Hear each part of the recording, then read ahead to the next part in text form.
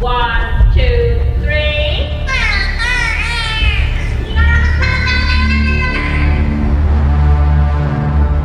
Hello, friend.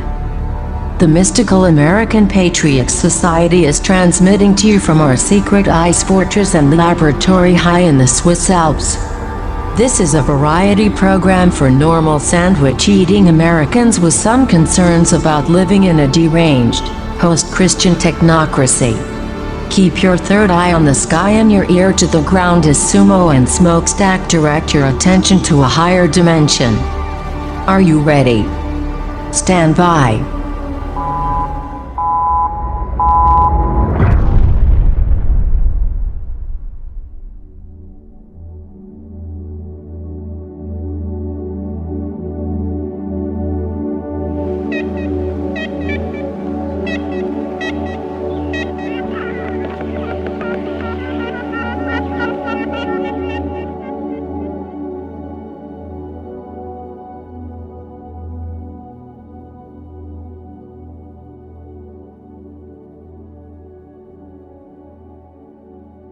Hello? Hi. Good morning. Hello, are you familiar with Steve Skojec? No? Steve Skojec. I have no idea who that is. Good. He's I guess he's an internet semi-famous person among semi-circles.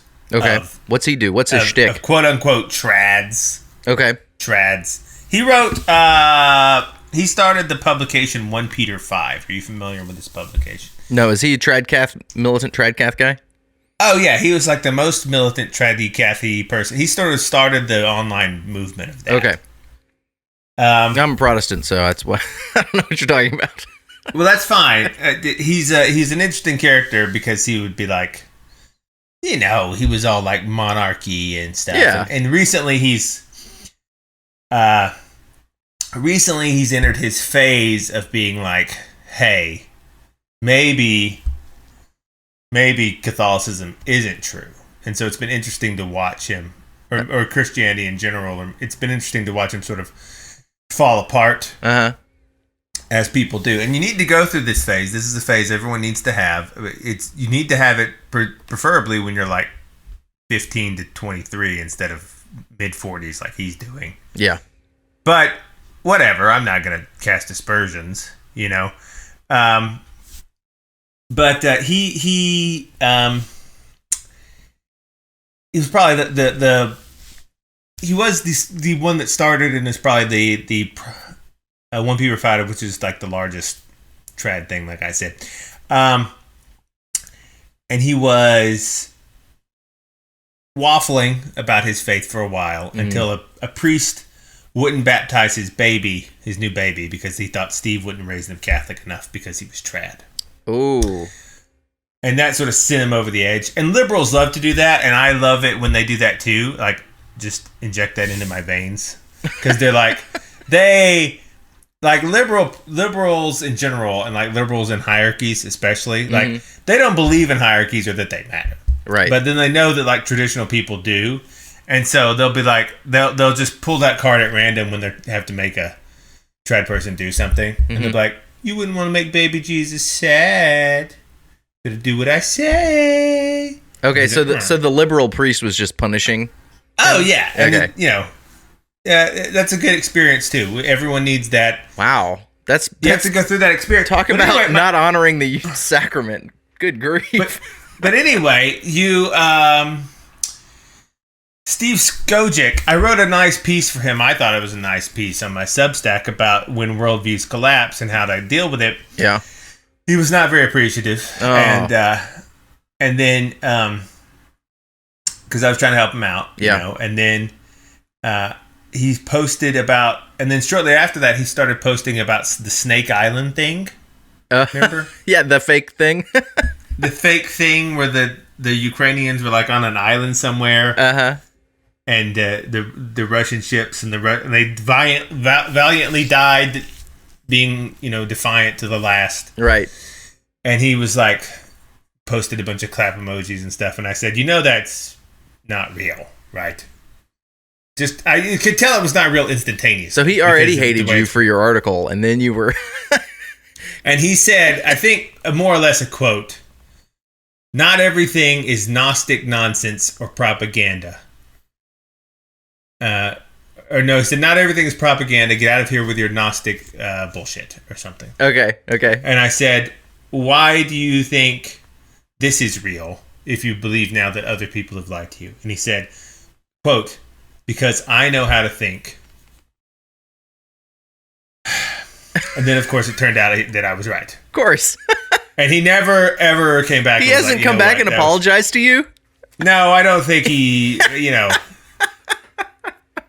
I mean, it turned out I was right like the next day. Because of course, and that one didn't last long because those guys showed up, as captors and all alive, like real quick, and they all surrendered. Yeah, because nothing is ever true.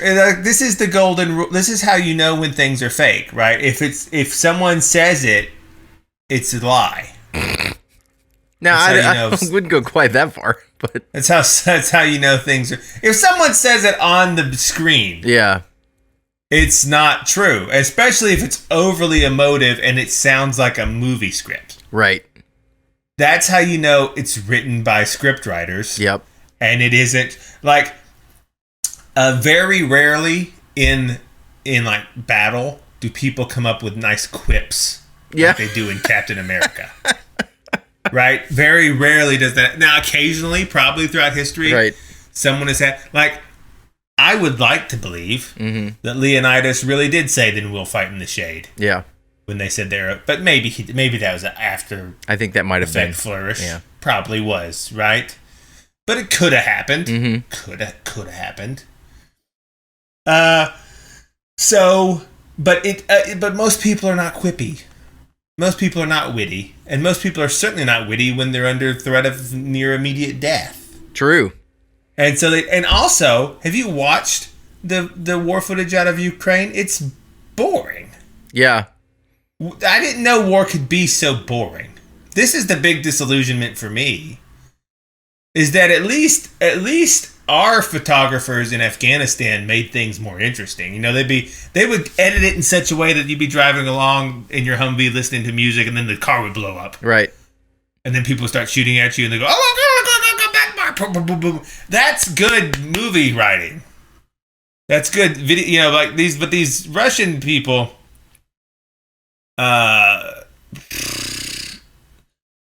The Russians only have one military setting, which is, I guess, grind. Yeah, they're just you slowly advance until you start taking fire, then you call in artillery strikes. I mean, it's so boring. Yeah. Why even bother? Yeah.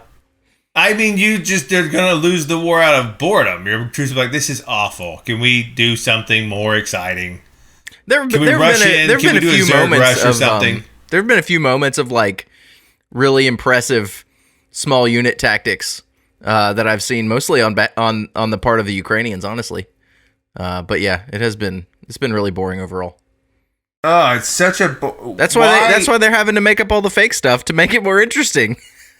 You gotta have something. I'm not even mad at them at this point, just to spice up the show. Yeah.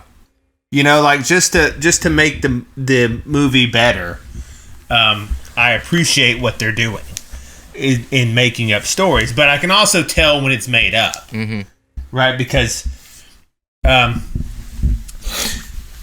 don't know. After a while, you just get a feel for when these things are completely fabrications, right? And I could tell that the Snake Island thing was a complete fabrication, near instantly. And well, you don't have Marvel movie brain. I don't have Marvel movie brain, even though I've watched the Marvel movies and I enjoy them. I understand that they are cartoons. Yeah. Right? And other people, it appears that a lot of people in America have been fooled into thinking that that's how life works. And that actually,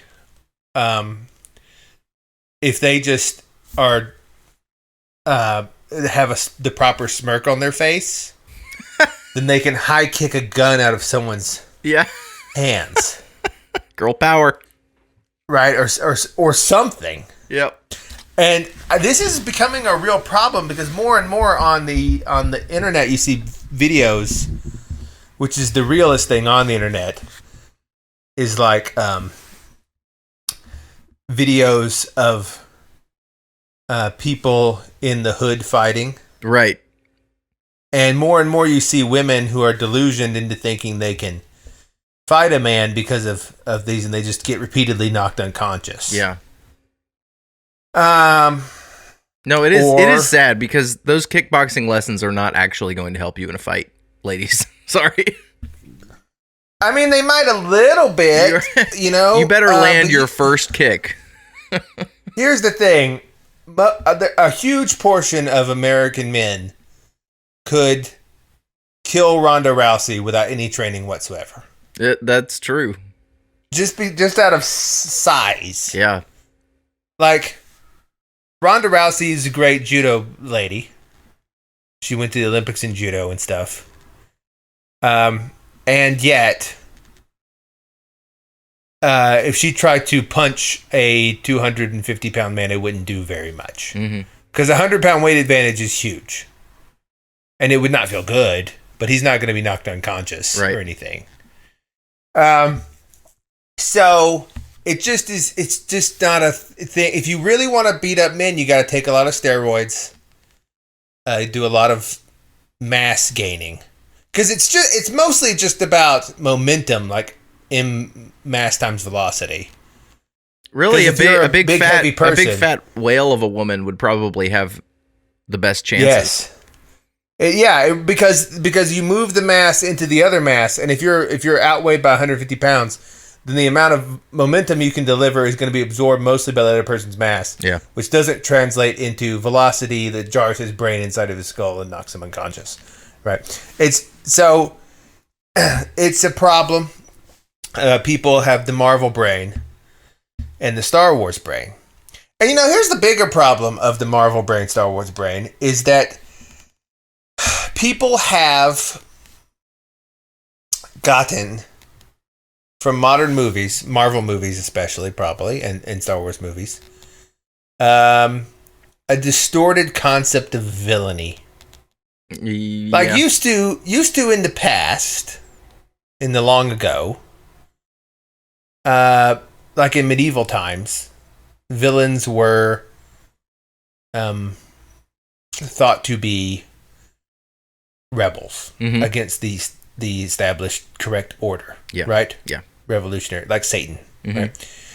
But in modern time, villains are all themselves victims of trauma, and then they're unable to fit into the order and therefore rage against it. But their deepest desire is to be in the order. Ah. Does that make sense? Yeah. Like the new Joker movie is a perfect example of this. Right, where he's like an outcast, and so he himself is a victim, and then that is why he does all the things that he does, and this is why people are always trying to psychoanalyze Putin and being like, "Oh, well, he was, like that. If I was Putin's mother, this would have been better because I would have accepted him or something." And so the Marvel brain leads it, when in reality, some people are evil, and in fact most people are evil and do evil things, not because of unprocessed trauma, but because of selfish seeking of power. Yeah. Right.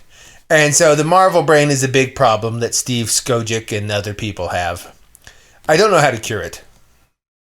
I don't know how to cure it at all, but so I don't think he unfollowed me or blocked me, even though I ragged on him a bit for that. So props to him for that. But I did lose a lot of people this week for not being overly distressed about the Buka massacre, which is also fake. I know it's upsetting for people because they're like, "Oh no, the Buka look at all it." It's like, that's not. First of all, they said they just went through here. They just happened.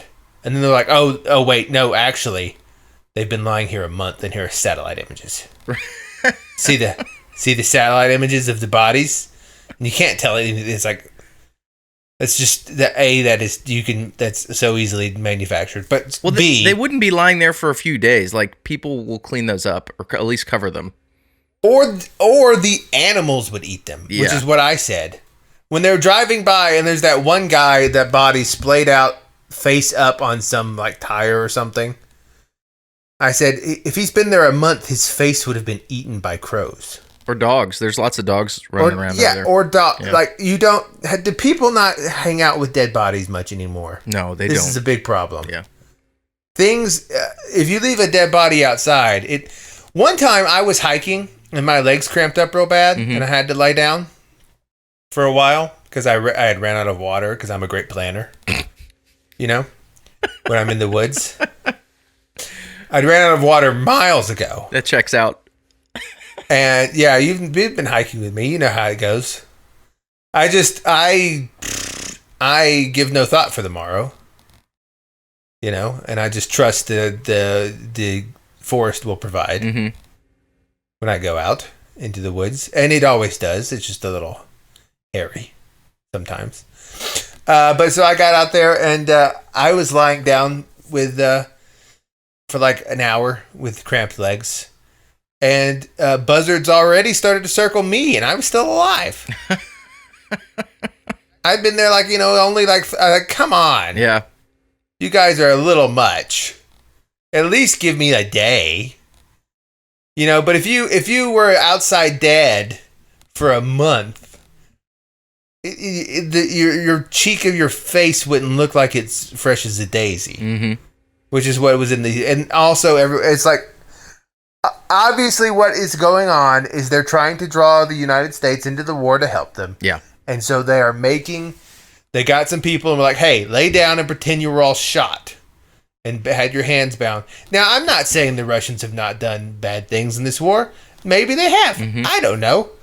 Maybe the Ukrainians have done bad things. I don't know what's happened, but you don't either, listeners, the thing. True. You're just... But I can smell when something is very fake. And that is a photo op, just like the babies in the incubators and the Syrian gas attacks, which were not true, to try it because they want to manipulate the public into giving their consent over for joining another land war in Asia, which is always a good idea. It's always worked out in the past. But people fell for it real hard, and they were mad at me. I was like, I don't know, it may not be real. I wasn't even like as hard as I am on the show, where I'm like, that's fake. Mm-hmm. I was like, couldn't it be that this is a staged? Yeah, I bet you caught fire for that. People were like, I can't believe that there were satellite photos. How dare you? They're dead. And it's just the same thing. It's conservatives doing the same outrage that liberals do, just over different things. Yeah. It's the same emotion set where it's like, if I go up to a teenager in high school and I say, I hope he has a good day. And they go, how dare you? It's they, them. I hope they have a good day. And they get upset. If I say, maybe that's a staged photo and we don't need to stoke the fires of blood rage, the conservatives are like, America, we stand with Ukraine. And it's just the same thing. And this is why there's no hope. Because people want it. People want to be upset. They want to be upset and scared. And like it just doesn't. I don't know. I'm just gassed out over it. I guess I just wish that the public at large would take a step. I know this is impossible. Would just take a step back and realize we just wrapped up a pointless 20-year war in Afghanistan. Okay, 20 years. Yeah. Immediately after we leave, we finally get out of there. And after all the destruction, and nothing good has happened, and the Taliban still controls the territory, and the exit was a disaster. And so immediately after that, we are running Yeah. headlong into another foreign war with no clear terms of victory, no clear U.S. strategic interest. It's almost as if the war machine must keep going because weapons must be sold for any reason at all costs. I mean, just stop and think for a second, guys, about that, please. I mean, I know that's not our audience, just like the hypothetical normie out there. Yeah, I grew up in a town that made most of the weapons, and I am familiar with the weapons thing, and that's what they do. They are all. First of all, let me tell you about how the business works. Okay, because I grew up in one of the places where a lot of these defense contractor companies are. Right. Like it was a place where like billboards on the road would be like, "Look at our new attack helicopter. Purchase now." Because they only sell to each other, right? They're only no one else in the public is buying pieces for an attack helicopter. Yeah. It is other companies that are like, "Oh yeah, I need to put my sensor on the attack helicopter." So first of all, like once I was sitting in a coffee shop, and I remember this. This was one of my first little red pill moments as a teenager. And there were a bunch of soccer moms talking, right? They were having lattes. And I will try to recreate their conversation. They go, "So, how's Jimmy doing?" "Oh, business is good. It's just a big hassle. He transferred ownership of the company to me." "Oh, really? So he could get the woman-owned discount?" "Yeah. So we could get the woman, we could say it was a female-owned thing, and I'm claiming to be, I'm 1/3 Native American. I mean, we're pretty sure about that on my mother's side." And they would just go on, and I'd listen about all their schemes to take advantage of government programs. Yeah, they're just trying to get contract awards. Yeah, she was not in any way involved with the company, but it was in her name. Yeah. And that's true of a lot of female-owned businesses, quote unquote. It's just their husband using their wife as a call it to get the money, and to get like all the benefits that come with such things. Yeah. Well, how many the contract award system is based on how many diversity boxes you can check on your small business, at least with the small business component of it. A lot of them would marry black women just for that. That's sad, like, no joke. It's so sad. It's very sad. They'd be like, "Oh, you know what? I need a black woman." Yeah. And so, and I'm sure that it was, I'm sure it was based on love or something, maybe. Mm-hmm. But it was suspicious. And so then they'd make like Raytheon had a huge campus there, and they would make some sensor for like a tank or whatever.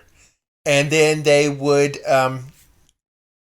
go to the senators and say, "Well, we need to buy more.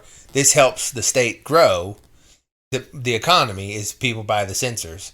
So he would be like, well, he'd go to the military budget and be like, "Well, we need to buy more of the sensors for the tanks because it'll help the thing." But really, it was just so that the state would get more income, right? And that is a problem when that becomes like a big portion of your constituency's income. Then you want to do things to support them. And that seems like that should be what you do, right? Because your job as a congressman is ostensibly to increase the prosperity of your state, right? And so, on one level, it's just a conflicting incentives, because if that's what will increase your state thing, then you want the military to buy that, but then they have to use this thing, and it's just that's to justify what happens, and it becomes a nightmare where the lady in the coffee shop is actually drone bombing by proxy children in Yemen. Yeah. And so that's how that works. But people somehow they talk about the military industrial complex, but they never connect the dots of like, oh, well, maybe these are commercials for war products, which is what they are. That's what the propaganda. It's just a commercial for a war product. And people like doing war, I guess. It makes Americans feel powerful, maybe. I don't know. I'm not a big fan of though. We also haven't needed it, and it's also annoying and gross. But the other thing that people fell for this week was: are you familiar with DALL-E and OpenAI? Yeah, the scam, giant scam. Is it a giant scam? Giant scam. I thought those AI generated images were pretty cool. Like they've got this person does not exist, and it generates the faces that look real. I mean, how much of that? How much of this are you saying is fake? Now I saw the images that DALL-E was putting out, which is a new algorithm, were almost unbelievably accurate in taking the caption and turning it into an image. Yeah, almost unbelievably to the point where it's actually unbelievable. Sam Altman is this guy running this thing, and he has 900,000 Twitter followers, and this is a case study in how to run a big scam. It's first of all, OpenAI should be called closed AI because you're not allowed to. The source code is not open. Yeah. And they refuse to make it open. Okay. Because if they did, people would be like, "This does not work. You are lying." But that doesn't matter because people, again, you have to con people into a war or into a Snake Island story or into believing in AI. You have to want it to be, and people really want to worship AI gods. Oh, they sure do. Yeah. They want the computer to tell them what to do and solve all their problems, and so they're willing to believe it. And that's why if you want to start a scam, just figure out what people want to believe, but which is currently unattainable, and sell that to them. Say that it's already happening. Say that you've done it. Say that you have it. And you can be tremendously successful. And so props to Sam Altman for scamming millions of dollars out of Americans, because I'm of the opinion that as long as you can be scammed, you deserve to be. Now, should that influence your decision to support this show in our Buy Me a Coffee or St. Nicholas Project? No, it shouldn't, because it should, because it's not the same thing. But I believe that if you can be scammed, then you deserve to be scammed, because it's all the scams run off your own and desire for things which are usually evil, right? So Sam yesterday he posted a nice thread on the Twitter, and it was like, so DALL-E is like this subset of OpenAI, and OpenAI claims to be this AI that like learns images and it does everything. It's like the computer from Star Trek where you can just talk to it and it's like, yes, I'll do that, boop, boop, boop. Right? And so it makes these images allegedly, right? So you like give it a prompt. You give it a prompt like, hey, make me a circle, and it'll be like, oh, okay, I'll draw a circle, boop boop. Draws a circle. Now that could be doable because you could have it be like, and then just draw a circle. But what is not possible is the stuff that Sam is claiming. So he have an idea for DALL-E, reply with a caption, and I'll generate 20 or so, using the DALL-E OpenAI thing. And he says these work better if they are longer and detailed. So people give him text prompts, and he allegedly, again, no one can see it happening, which is one of the things of a scam. No one ever sees it. It's always invisible. It's the magician doing his work behind the sheet, right? So people give him these prompts, and then he, a few minutes later, will reply with an image that matches their prompt, allegedly generated by the AI. So this fella named Ryan Peterson, blue check, his thing says he's a CEO of another tech company called Flexport, whatever that is. He says a shipping container with solar panels on top and a propeller on one end that can drive through the ocean by itself. This self-driving shipping container is driving under the Golden Gate Bridge during a beautiful sunset with dolphins jumping all around it. And then he gives a picture of that, like a 3D painting, CD of a shipping. It's like a shipping container with solar panels on it. I don't see the dolphins, but it's got the propeller, and there's the Golden Gate Bridge in the sunset. And people are like, "Wow, amazing! Soy face!" Oh! Okay, fair. This other fella, Patrick McKenzie, who is he works at the internet at Stripe, and on accelerating startups. Keep that in mind, like OpenAI, maybe. He says rabbits attending a college seminar on human anatomy.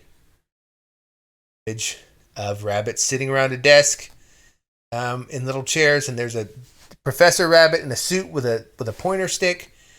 And they're looking at something on the table, which looks like some sort of vague anatomy parts. It's done in sort of a Lewis Carroll watercolor painting sort of way. All right. Fun little picture. There's a candle in the window. Another person, Mikko Kutumann, who has 16 followers, is a software engineer, product developer, and art enthusiast, allegedly. He says a rabbit detective sitting on a park bench reading a newspaper in a Victorian setting. And then, ta-da! A rabbit on a bench in front of a Victorian house, wearing Sherlock Holmes garb with a monocle. Right? Then another one says, one guy whose name has .eth in it. So that's always good. Mm-hmm. Like the cryptocurrency. Yeah, it's got a crypto domain thing. Yeah. Another small account that appears sort of, he's into NFTs.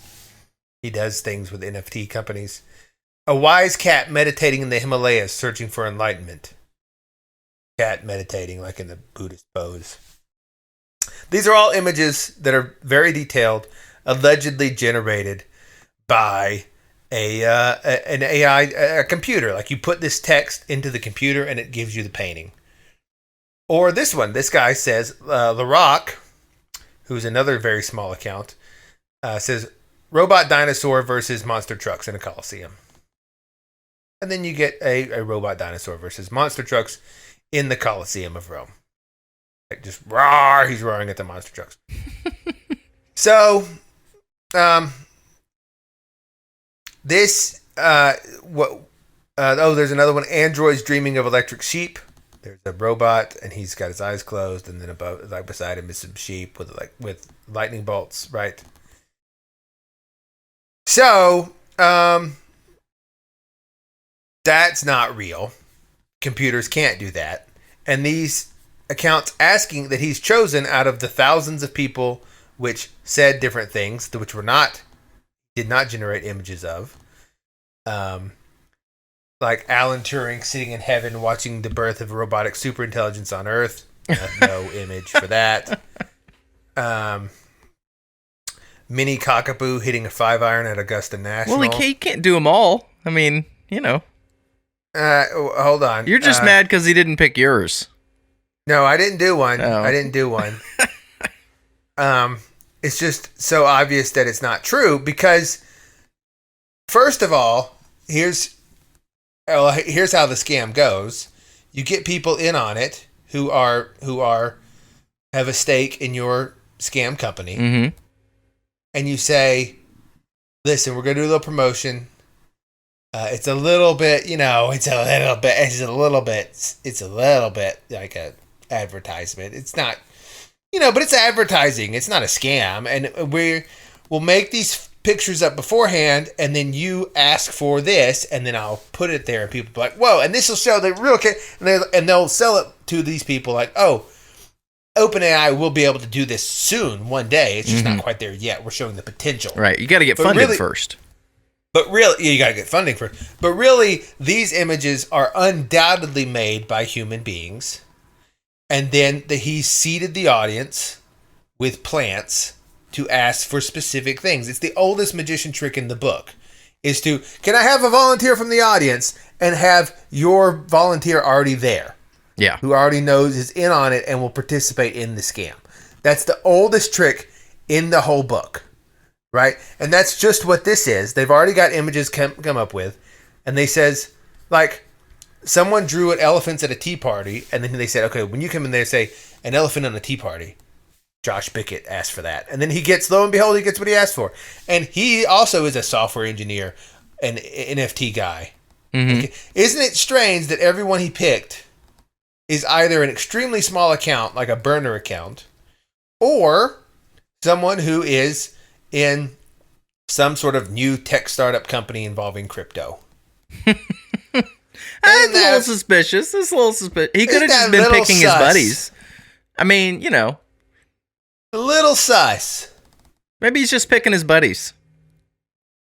Well, he is just picking his buddies, but he is just picking his buddies. But, right. They're in on it. But they're in on it. This one, like someone that wasn't in on it, is a PhD candidate at UCLA, allegedly, named Zhao Ma. Okay. And he said his prompt was deep learning hitting a wall. Then this is what they call their AI, is deep learning. Yeah. Sam says, "Oh, that returned an image, but I won't post it. But wow, the AI is getting smart." Oh, it's so tiresome. People why not post it? Why not post it? Why not post it? Exactly. Why not post it? Because it's not real. Wow, the AI is getting smart. Googly eyes. Oh. That's not. I don't understand why people. Everyone that he responded to is either into OpenAI, so small it seems to be a burner account, or has Bitcoin in their profile. Yeah. Every single person. Probably they all have a stake in this company and have been, or are the same person running multiple accounts, which is very well, the thing is, it's so easy for small people like to stake a project secretly now because you can do it on blockchain technology. Right. You know? So it's really easy to invest in something like this and it not be a matter of public record. It not be a matter of public record. And then you say, listen, you asked for this thing, and I'm going to show you some things that they made up. And they're like, okay. And they may even believe that the image came up from the AI machine, right? But I promise you, there's like, on the team of OpenAI is like 7 to 10 digital artists who have made a bunch of paintings beforehand and then say, oh no, the computer did this. And you can't see the OpenAI's open code because it's not open. And no, you can't go onto the OpenAI's website and type in a text prompt and see what happens. Right. That can't be done. And no, you can't interact with it in any way except through our representatives, who you can then ask for pictures and they will selectively pick which ones and give examples. Now, there are some of these that you can do it yourself, but they don't return anything as cool as what Sam Altman's thing was putting up. No. I mean, it's not even close. No, like a Shiba Inu dog wearing a beret and black turtleneck. Yeah. And then it gives you that. That's not possible. AI doesn't work. AI isn't real. Computers cannot think. They are not capable of parsing.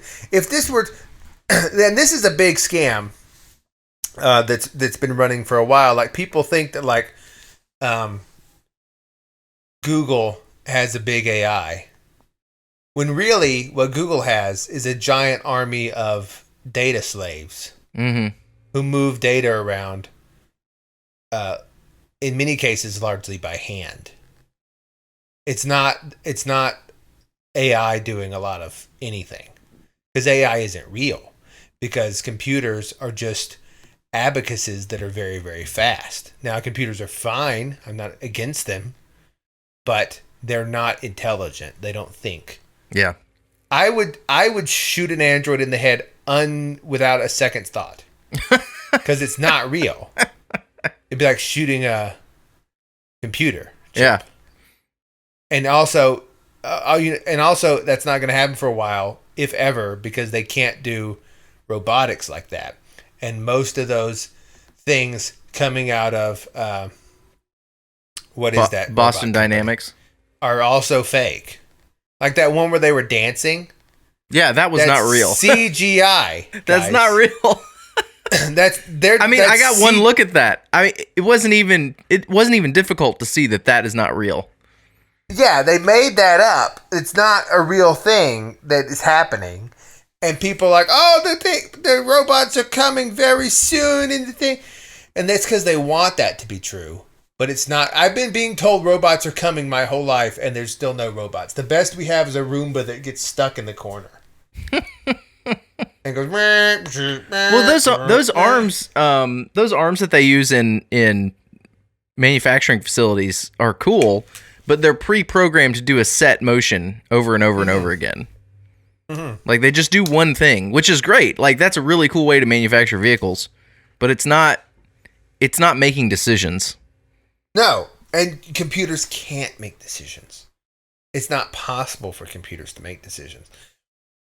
Computers, they can make things that pseudo decisions. Like when you play chess against the computer, all that happens is the computer has a list of all possible moves, and then all possible branching trees of all those moves, and it looks them up, and it deduces which one gives it the most. It doesn't even deduce isn't the right word. It just has a value that's calculated by a spreadsheet inside there somewhere, or the equivalent of a spreadsheet.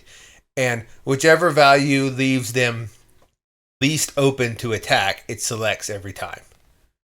And that's just all it does. It just because there's a finite number of moves, and you can pick which one. And that's all that happens. And if people had the time and energy to do that with you could do the same thing. There's no decision-making process, though. Like, it isn't thinking. And this is why computers have continuously failed. This is why self-driving cars are still not here, despite all the hoopla from years ago about how we'll have self-driving cars.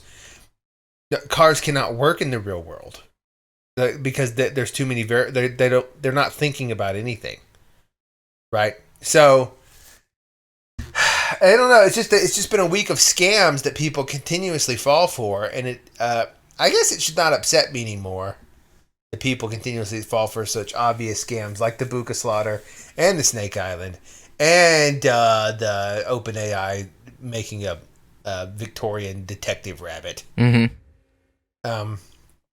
But that's what they want to do. That's what they want to do, I guess. It will be the false god at the end of time, by the way. AI, supposedly? Yeah. Yeah, and it's going to be people sitting around worshiping a computer. And all it's going to be is just like in The Wizard of Oz, is a bunch of little Chinese women inside there reading whatever slips of paper you pass through and passing out answers. That's all it will be. Yeah. But people worship the... And I guess our goal on this show is to become those little Chinese women. Wait, what? Like, if people are going to be worshiping a giant artifice of a thing, then we need to be the ones telling them what to do from inside of it, right? No. No. Well, I mean, like, I don't... Because they'll think we could use the power for good. We could be like, stop worshiping us. We are... No, that's like, I can use the ring of power for good. I think we can, though. No, I don't think we can. I mean, respect to Frodo, but we're different, right? No. We're Turn made back, different. Sumo. Turn back. We're made different. We can grasp the ring of power without it corrupting us. Throw it into the fire. But if we throw it into the fire, we can't use its power for good. See? And so this is where Sam and Frodo went wrong. And so what we need to be on this show is we need to somehow figure out how to set ourselves up. We need to run a scam like this. And then have people being like coming to us, except ours will be like life advice AI maybe. Mm-hmm. And people will we'll be like, we have an open AI. Ours will be called really open AI or something.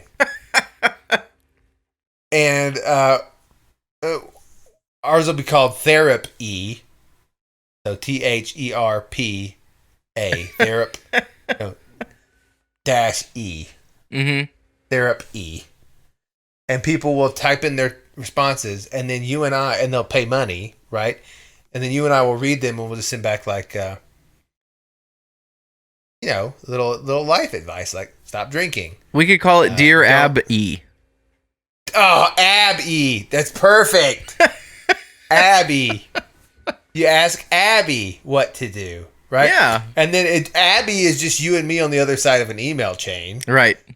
And we're like, oh man, that's rough. And we'll just type in, go try being gay, send.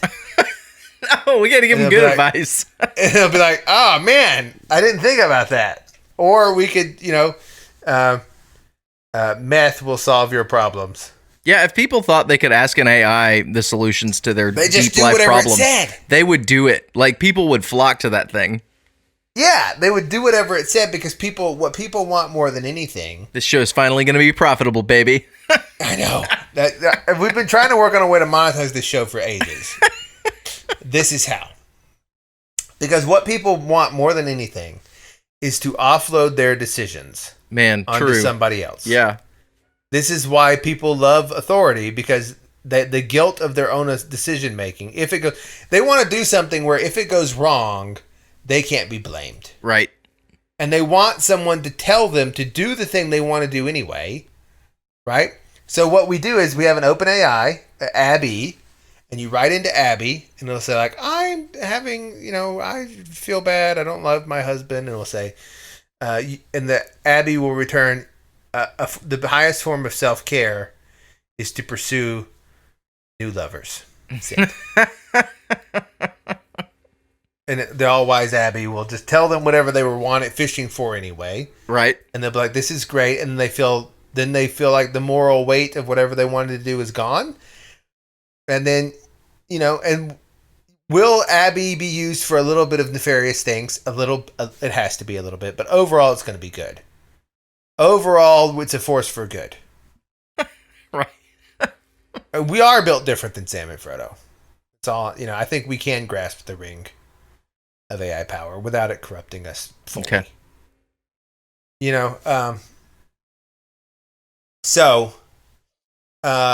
That's what I hope the future will be, because goodness knows people don't donate to this show. Some of them do. Some of them do. I mean, some of them, but we have to figure out a way to make money somehow. Yeah.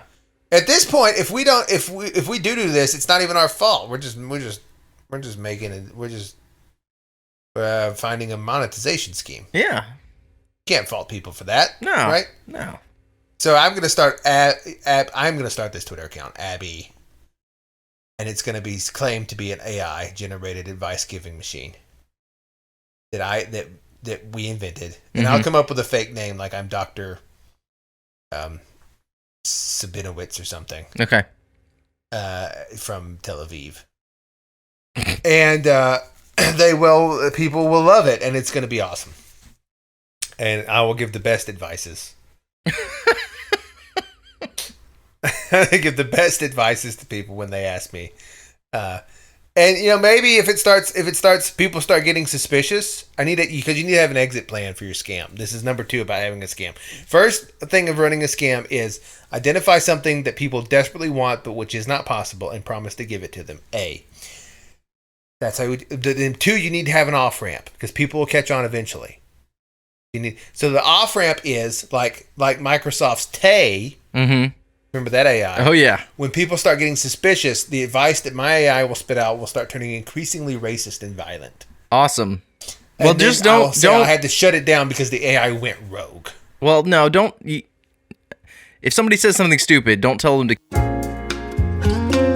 No, but it will be like, I don't know. It'll say, have you considered blaming the Jews? Send. Or whatever. And then I'll be like, oh no, my AI, Abby, is turned anti-Semitic. I have to shut it down before it becomes AI Hitler. And then I shut it down, and then I'm clear. Not only did I help people by progressing the world of AI and bringing us one step closer to the singularity digital utopia, but I also stopped Robot Hitler. So I'm a hero. Yeah, it's a win-win. It's a win-win. It's a win-win. There's nothing wrong with any of it. It's all good, and that's my plan for the future. But I wanted to discuss another series of frauds today. Today is a show about frauds, and it is. Have you read a book called Dissolving Illusions? No. Who's that by? It's by a lady. By a lady. Thing is, you ask me these questions, and then I don't. Well, I assume you have like the book or notes or something with you. I have the book, but see, this is the thing. I never know such information. I see. Let me look it up. I'll fix it in post. No, it's okay. Dissolving Illusions book. Because I've read the book. Mm-hmm. I've taken notes on the book by Susan Humphreys, MD. Susan Humphreys, medical doctor. Right? This has always been a problem to me because, as like a physicist, Yeah. what I technically am by some fate, people expect you to be very technically minded. Mm-hmm. And I remember getting one of the first times I was yelled at by a professor in school was because he asked me. He didn't really yell at me too much, but he was just very upset. He asked me what edition of the textbook I was using, numerical analysis class, and I said, I don't know. And he went, "You don't know?" Like that, like Scooby-Doo. How can you not? And like people, and like other people in the class would be like, "Oh yeah, it's edition 3.7, whatever." And I've noticed this in many areas of my life. Like people be like, "What car do you have?" I couldn't tell you what car I have right now. It's a green one. It's a green car. They're like, "What's the year?" I have no idea. I know vaguely when it was bought before my daughter was born, so I vaguely can work out like, oh, probably this year. Mm-hmm. But I don't know. Or when people are like, what kind of iPhone do you have? I have an iPhone. I don't know the model. I don't know if it's an S or a 6 or a 7 or a 3. No idea. Because that sort of information has never been valuable to my mind. Mm-hmm. And like I've read many books and have no idea who wrote them until I go back and look it up. I just am interested in really the numbers of a thing and like the technical specifications of a thing. Could not occupy less of a place, which is a problem when you do things with like machines. Yeah, like technical, And often people be like, "Well, which one was broken?" And I'm like, the one that back there in the side room or whatever. Mm-hmm. Like I don't even know, to be honest, I don't even know the name of the road that I live off of. I know I know my address, right? But I live off a little side road that comes off of a bigger road. Uh-huh. I don't know the name of that road. And I've lived there over 10 years. I have no idea what the name of that road is. Or the road that I don't know, because I think of terms of like, will you turn at the mulberry bush? Mm-hmm. I don't know the name of the road. Or once you get to the bottom of the hill, then you go left or whatever. I don't like the names of the roads and like all the technical. I didn't know you were. I didn't know you were so in touch with your feminine side. Well, yeah, I mean because that is. I think that's what you have to be. There needs to be more of that in the sciences. This is where I'm pro diversity. Oh, okay. Because you need what you need is you don't need more women, obviously, mm-hmm. right? But you need more men who sort of think like that. Mm-hmm. Because women, I mean, what are they going to do? Yeah, I don't know. They'll just be in there like, be giving birth all the time. Pigtails. Yeah. They'll be like protons and pigtails or whatever. But like all of the best. This is why, in my opinion, physics has stalled, and hasn't produced anything really interesting since the turn of the century with quantum mechanics and relativity and so on, is because those guys were all, yes, they had technical knowledge, but they were also deeply poetic. Mm-hmm. Like Heisenberg had a poet's soul, and he was operating first and foremost on intuition, and then working the math out after the fact. And that's the way you have to make big leaps, in my opinion, in knowledge. Is you just sort of feel it, and then you describe it later in words. And that's what I think we need more of. But the system that we have today pushes out people that think like that very strongly, because people get mad at you if you don't know what version of the textbook you have. Do you think the use of computers for literally everything we do now has made people think like computers instead of like poets? Yes, and yes. That's why I've been trying to get people interested in poetry again, but no one. It's a losing battle. It's a losing battle because you have the iPhone or whatever. So, like, I don't know. I don't. If you were to ask me, I'm looking at my laptop now, and so I can see what brand it is. Mm-hmm. If you'd asked me what brand is your laptop before I opened it, I would not have known. So what? Maybe this obsession. I'm like that Dilbert cartoon where they're in the thing, and if you put up a cardboard underneath their chin so they can't look down, he's like, "What are you wearing?" It's like, I don't know. You know. What if this obsession with the idea of AIs creating beautiful artwork is because humans, by and large, can't create beautiful artwork anymore? Mm-hmm. Most people don't even have that. I mean, it's not in their brain anymore. Like, because we're all thinking like computers. You're all thinking like computers, and this is why technology gets more and more refined. Like, what we have gets more and more refined because you can refine the technological mind is great at refining specifics and making it like, oh, do this but faster and smaller and bigger. Right. But it doesn't come up with anything new. And this is why it's funny that the solution... We haven't come up with anything new in a long time. Well, it's funny that their answer to this problem is to make a computer that thinks like a human should, instead of just humans that think like humans should. and you think like, oh, well, I'll make a computer that thinks poetic for me. Right. Which is so backwards and will not work. Right? But this is why they can get fooled so easily on this, because they've killed that part of their soul which can intuit. Yeah. Like Steve Skojic, who couldn't intuit instantly that was fake. Mm-hmm. Snake Island story. So, yeah, I don't know. And actually, though I was being a little silly, I do think I think women can make very good physicists if they don't try to be like men. Right. Where they have that autistic sort of tech. This is the problem. They get women into STEM things, and then the women try to be very technically minded. Mm-hmm. And my thing has always been no. Use the emotional part of yourself. Like, turn that against like electrons. Interesting.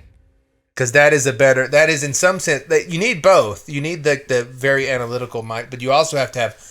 Like, relativity was not born out of anything but and like special relativity and stuff and quantum mechanics was born out of great leaps of intuition. Yeah. Not out of like someone making a discovery in a lab. Mm-hmm. You know, they were like, how could this be? And they'd have this thing and they'd make up experiments to check if it was first. You don't make the experiment and then usually you come up with a crazy idea and then you work backwards. True. But so, Dissolving Illusions, this is all because you asked me who wrote the book. Sorry. Susan Humphreys and Roman Bistarankic, right? So I understand if people are a little less trustworthy of the book now because it has someone named Bistarankic in it, because it's an Eastern European name in this day and age. Yeah, it's touchy. Is a little... But anyway, It's an interesting book. It's one of the premier anti-vaxxer books from a bygone age. Really? Okay. From the age before COVID. Okay. Back when anti-vaccine was different. But the thing that's interesting about it is the historical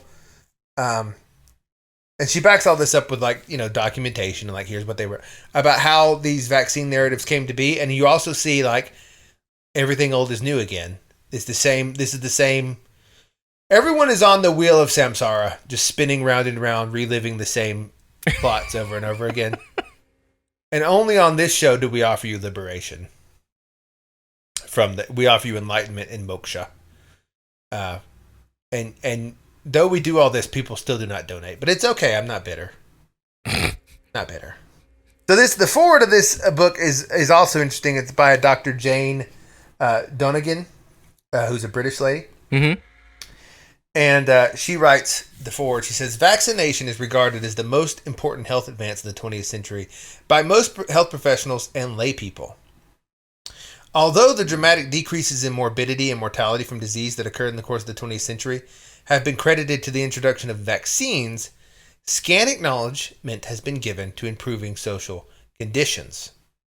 And that's very real, because ask yourself this question. The mortality rate in places like, I don't know, Congo or parts of India remains high, and their life expectancy remains low, even though from disease, even though they have vaccines, right? Plenty. Mm-hmm. But what actually seems to help people more than anything is a sewer system. Yeah, clean water. That seems to be the number one thing that brings up the health of a population, is a sewer system and having enough to eat. And so she goes on to say, despite questioning the safety and efficacy of vaccine by reputable medical men since its introductions, debate has been and is increasingly discouraged. And this was written before COVID. So after this, information published in scientific journals used to support their position, other views being regarded as unscientific. It was received as an article of faith for me and my contemporaries that vaccination was the, underline in bold, single most useful health intervention that has ever been introduced. Along with my medical and nursing colleagues, I was taught that vaccines were the reason children and adults stopped dying from diseases for which there were vaccines. Now, there are other diseases, and she goes into this, like scarlet fever, rheumatic fever, typhus, typhoid, cholera, and so forth, which there were never any vaccines for, which also went away. But, those just went away. Yeah. The ones we have vaccines for, they went away because of the vaccines. It's a the ones we confounding didn't have data vaccines point. for, they went away for reasons. Yeah, for reasons. Right? Yeah. The diseases all went away, whether there was a vaccine for them or not. Right. How is that? And it's, as an aside, they're not going away anymore. No. They're not going away right now. I mean, there's a lot of new vaccines out there that have not eliminated the diseases that they're for, like the ones of old kind of did. Well, that's mostly a myth too. We're gonna go into that. They didn't do. So you would think that doctors would be like, listen, okay, we got all these diseases like cholera and stuff, and typhoid and dysentery. And those diseases went away for reasons, and we'll say those are improved social conditions. Mightn't the ones that we claim because of vaccines have been for the same reason? And they said, no, that couldn't be it, because we had the vaccine for those. See? Just like how you introduce a COVID vaccine when COVID is already going down, and then when it goes away, you credit it with the vaccine. I don't know. I'm just asking questions. Mm-hmm. So I remember during the height of the COVID thing, Yeah. I said to number 15, I said, this is probably mostly mass hysteria. And he was like, no. Reasons, because at the local hospital, I have a doctor friend, and he gobble-a-goo, vaccinated, unvaccinated, dead, back and forth. Yeah. And everybody has an anecdote about how my cousin, he didn't get the shot, my uncle died, he wore a mask and didn't, and then whatever you want to do to reinforce your existing belief system, everyone constructs a narrative around it. right? But mind you, here's my point in all this. 4,000 years ago, people would have likewise attributed most of the things that happened to whether or not they'd made the god Crom happy. And they would have constructed brilliant narratives, and you'd be like, maybe it isn't because of Crom. And they'd be like, listen, I sacrificed to Crom, and then he got better. What do you want? And it would be like this perfect one-to-one. There'd be no argument with it. Yeah. And some people wouldn't get better after you sacrifice to Crom, and they say, well, it doesn't work for everybody. Which is what happens with the vaccine. It's just like, well, it doesn't. Some people, it just doesn't. They get a bad case. Other people get a mild case. Some people get a bad case of being cursed by Crom, and some people get a mild case of cursing by Crom. It's the same thing, right? Over and over again. Yeah. It's always the same thing. And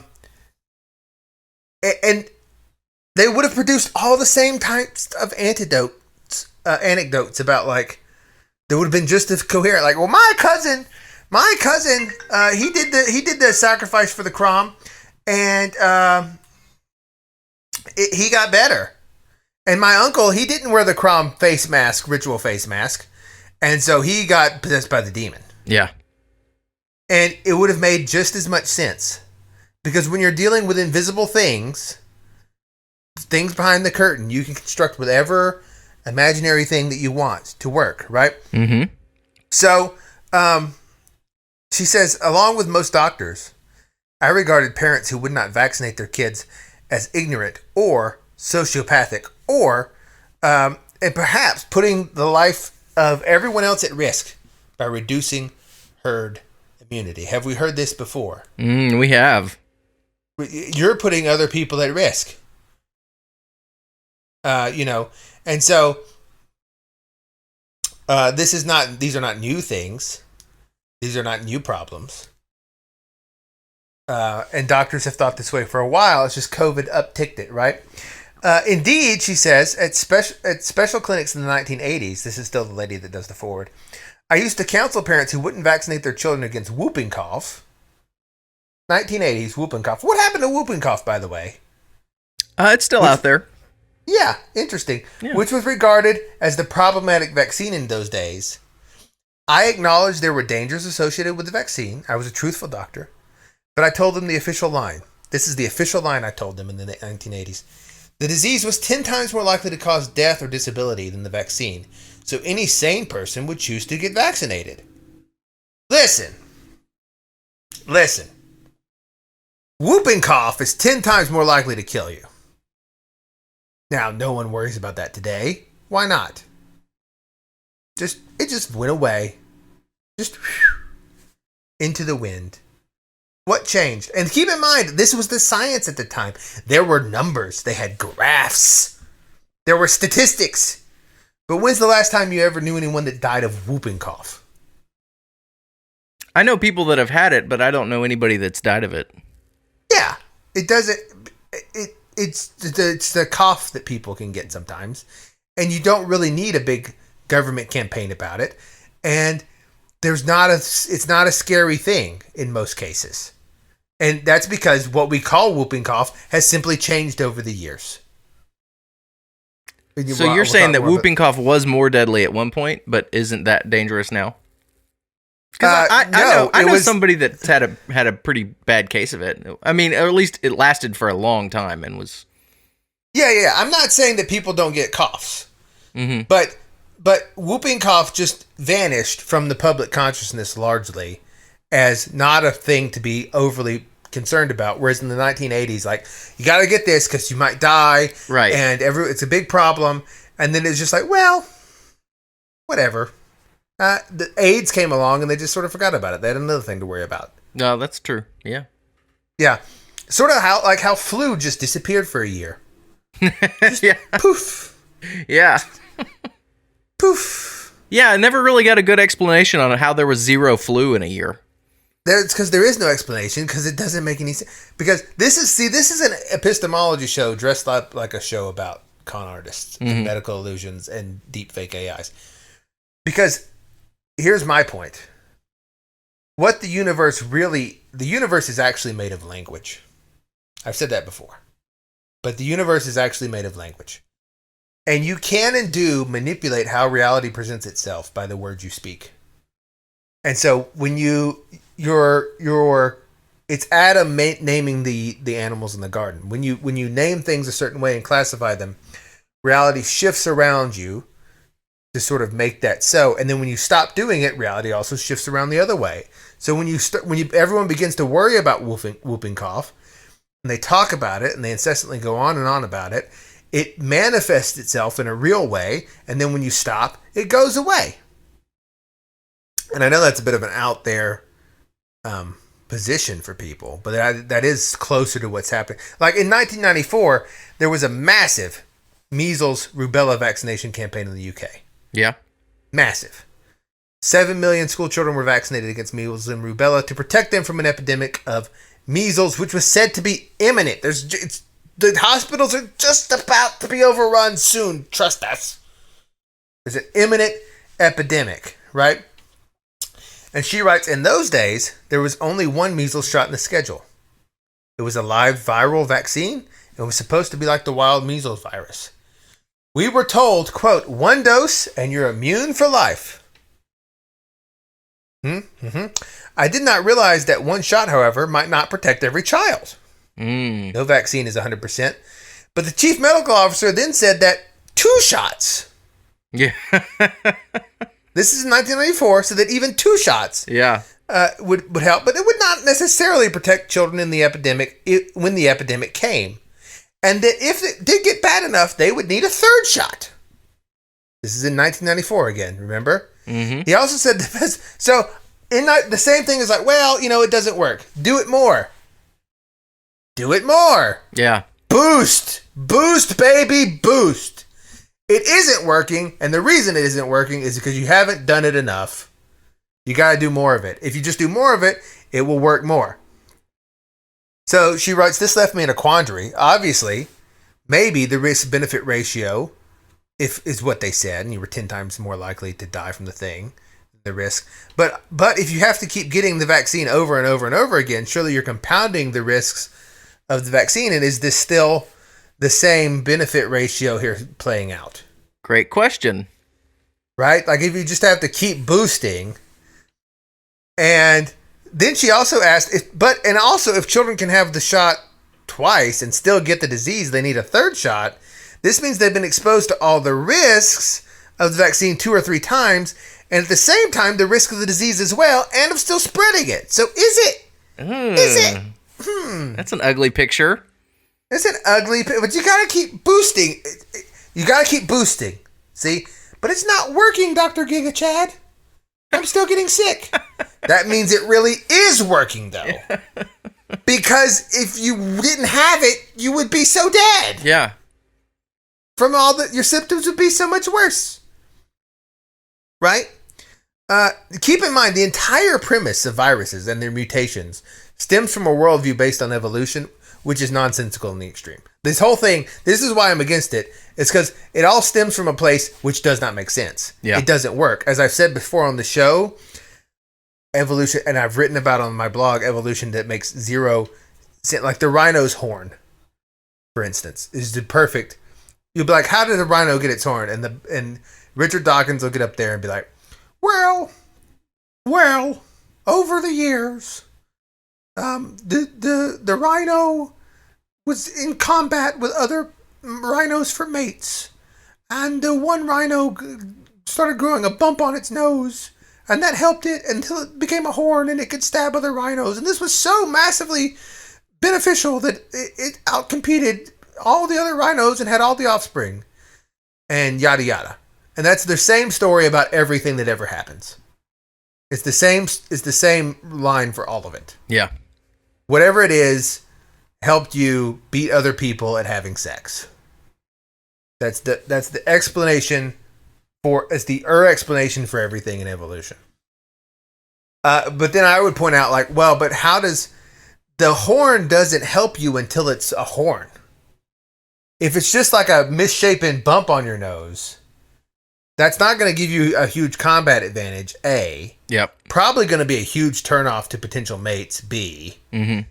C, you have to imagine that this useless bump on your nose, which isn't useful until for millions of years until it's become a horn, is so massively useful that as a small little bump that it enables you to outcompete even at the early stages all of the other rhinos which do not have it, so that your genes do not get swamped by all the millions of other rhinos that don't have the bump. Right? So none of it. This little bump on the rhino's nose does not make a rhino Genghis Khan, who seeds all of Asia. That isn't how that could possibly work. But this is what they say about everything, and it never is true when you stop and think of it. Because the advantages given to you by an adaptation are not present until the adaptation is complete. Like, yeah, wings are great for flying away from an enemy, from a predator.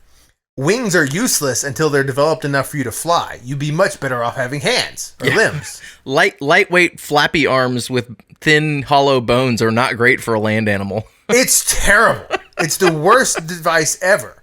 Like, until they're developed enough, it takes millions of years, by the way, to fly. They're just a liability. They don't do. It's like I can't fly with them, but I can flap wind at you, and my bones are brittle. And the jaguar is like, oh no, that's scary. Crunch, crunch, crunch. It doesn't work. Like none of the advantages of an adaptation are present until the adaptation is complete. However, the whole premise of evolution is that the advantages give you an evolutionary. Both mutate on very, very slowly, but over many generations, but also give you a competitive advantage the whole time. Evolution is not planning. It's like, you know what? It's not like an investment strategy where the rhino's like, this horn thing looks like it's not giving me investments now, but in a million years, it's going to really pay off. The ROI is going to be huge. It's not how it works. Right? It has to pay off now in this generation. And so the whole thing is, and the whole idea of viruses is that all this mutation, the viruses are evolving, and they're inanimate objects. The whole theory of viruses was developed, which we still operate on, was developed back when they thought that viruses were little bitty animals similar to bacteria that ran around. And they looked at them and said, oh wait, these don't actually do anything. They don't metabolize, they don't eat, they don't use oxygen, they don't use water. They're just little, they don't sit there. If you put them in a petri dish and you look at them, they literally never ever move in any way. Yeah. It's a protein mousetrap. They're not alive. But people never went through that, and they just made up a bunch of... Anyway, it doesn't work. I mean, the thing about this, the entire scientific establishment right now tries to tell you that life came about. The universe came about by a giant accident explosion, and two, life came about by probably lightning bolts hitting a muddy pool somewhere. And you trust that guy for your health? It's the biggest tell of all that all this is bullshit. Yeah. None of that that's all a fantasy made up. It's an artifice on which all of these biological decisions rest, and it's no good. It doesn't make any sense. Yeah, okay. like I trust a doctor? Furthermore, why would I trust a doctor to give me good medical advice if that doctor is licensed by a health association that recommends letting kids take hormone-changing drugs and mutilating their genitals? Yeah, or any of the other things they prescribe people which are bad. Yeah. I mean, it's because they view human beings as biological machines that came about by accident, and they view them just as you would a car. When something's broken, you got a hammer on it or whatever. Like, it's just they don't have any. And so this is why I'm sort of distrustful of them and everything that they say, and also because everything they say continues to not work. But whatever. Truth. So she says, I spent hours in libraries looking at archived journals and textbooks, getting out dusty volumes from the middle of the 19th century and graphs and whatever to make death rates from diseases for which we have vaccines, but which for some reason these graphs have not been drawn. or made available to doctors. I read what prominent doctors and health officials wrote about vaccination in the early days. For example, by the 1950s, when whooping cough vaccine was introduced, data showed that whooping cough at that point was only killing 1% of the numbers of people who used to die in England and Wales 50 years before. So it was already, by the time the vaccine was introduced, which they credit with getting rid of whooping cough, the deaths from whooping cough was already at 1% from what it had been 50 years before. Wow. It was already going way down. Sounds like the story with polio, too. Mm-hmm. Official data likewise showed the same thing happened with measles. Indeed, when the measles vaccine was introduced into the UK in 1968, the death rate continued to drop steadily, even though the initial uptake of the vaccine was only 30% and didn't get above 50 until the 1980s. So you introduce a vaccine to a thing that's already going away, and then you declare victory after it goes away on its own. That's the whole strategy. Even the much heralded success of the smallpox vaccine was not what it seemed, right? So the enforcement, at least in England, of the compulsory smallpox vaccination law in 1867, does this seem similar? Everything old is new again. People are just on the same scripts, going over and over and over and over and over and over and over. They're the wheel of Samsara. When the death rate was already falling, they did this law, accompanied by an increase in deaths. So after they did the smallpox vaccination law, right, the death rate went from 100 per million to 400 per million. 4 times increase. Whoops. 4 times increase. Right? So is any of this real in the slightest? So her research led her to being asked in 2002 to act as an expert witness for the mothers of 2 unvaccinated children in the UK whose absent fathers were applying to the court for a vaccination enforcement order. She says, I wrote a report based on my research, fully referenced, carefully using the methods and results of the studies I quoted to give my opinion. And the fathers had the Joint Committee of Vaccination and Immunization argue on their side. Obviously, they were vaccination. And the judge decided that her opinion was less valid than theirs, and the mothers lost their case. When it went to the appeal, one of the appeal judges called my evidence, quote, junk science. And on this basis, I was charged with serious professional misconduct by the General Medical Council of the UK, which could have resulted in her being stricken off the medical register, banned from being practiced as a doctor, and losing her livelihood. But she was eventually, after a 3-year thing, fully acquitted, and they said that she did. All of her research was fully sourced, and they had nothing to get her on. Yeah, but it was a big issue. But so the idea that things are junk science or pseudoscience. Here's the thing: science refers, in the modern usage, refers to a set of outcomes and not to a process. Yeah. We are led to believe that science is a process, like the scientific method. It isn't anymore. Science is a belief system. Just like democracy. This is why people can say, when they vote for Viktor Orban in Hungary, it was a vote against democracy. And people say about that. An oxymoron. People say that without any hint of irony. Yeah. It was a vote. Democracy may lose the vote. Right? Like, I thought democracy was voting. Like, no. See, democracy in the modern usage, just like science, is a set of outcomes. It's a set of, it's a way of life that is broadly termed progressive. And science is a belief system about the way the world works, which is absent God, totally, and which always supports democracy. And things that do not do that are unscientific pseudoscience, regardless of whether you use the scientific method or not. That's how these language games work. It's not a set of processes, right? Which is what it arguably should be. But so she wrote. So Dr. Susan Humphreys and her, they wrote this book to go through like how these things have happened. And she finishes her introduction with a quote by George Bernard Shaw in his preface to The Doctor's Dilemma in 1906. He says, "Doctors are just like other Englishmen. Most of them have no honor and no conscience. What they commonly mistake for these is sentimentality and an intense dread of doing anything that everybody else does not do, or omitting to do anything that everybody else does. And that's the same thing. There's no, like, the doctor at your doctor's office is not thinking independently. He does whatever the CDC says on the thing, and that's it.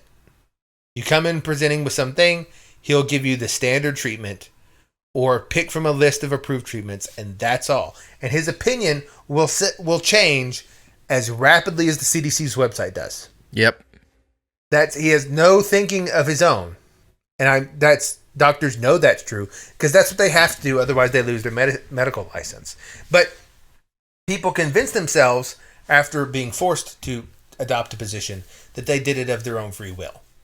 Just like after 50 years, people in the South who had been beaten by the North were going and fighting for the Yankees overseas, waving the Confederate flag and pretending like this is great. Because people will be forced into a situation, and then to cope with it, they say, "Oh, well, this is what we really wanted to do." This is why it's so dangerous to go along with nonsense and lies, because the more that you do, the more that you self-deceive yourself into thinking that you did it on purpose. Yeah. And that it was your free choice. So they start the book with a chapter called The Not So Good Old Days, and it talks about how bad the squalor was in the times of these great outbreaks that we look back on in horror. Mm-hmm. Right, so here's a quote by Henry Matthew from September 24, 1849. I think he's walking through London. As we passed along the reeking banks of the sewer, the sun shone upon a narrow slip of water. In the bright light, it appeared the color of a strong green tea, and positively looked as solid as black marble in shadow. Indeed, it was more like watery mud than muddy water, and yet we were assured this was the only water the wretched inhabitants had to drink. As we gazed in horror at it, we saw drains and sewers emptying their filthy contents into it. We saw a whole tier of doorless privies in the open road, common to men and women, built over it. We heard bucket after bucket of filth splashing into it. Ugh. So people have their drinking water and basically the toilet are the same. This is the number one cause of disease, by the way. If you do nothing else, don't make your toilet and your drinking water the same place. That is the number one way to avoid disease. But surprisingly, this was not done in many parts of the Western world in the 1800s. Just didn't happen for various reasons. In fact, civilization may be defined as the art of living in cities without dying of cholera. Or I mean, that's probably what civilization is living together in large groups without getting diarrhea. That is great. Right? That's probably what it is. Like, like Walt Whitman said, this is disease. Like, the Union Army lost 2/3, it lost 2 times the men to dysentery, which is bloody diarrhea. Mm-hmm. Ugh. Usually caused by bacteria or parasites. Ugh. Right? That it did to combat. Twice as many. And in the South, diarrhea was so common that it was nicknamed the Tennessee Quick Step. Yeah.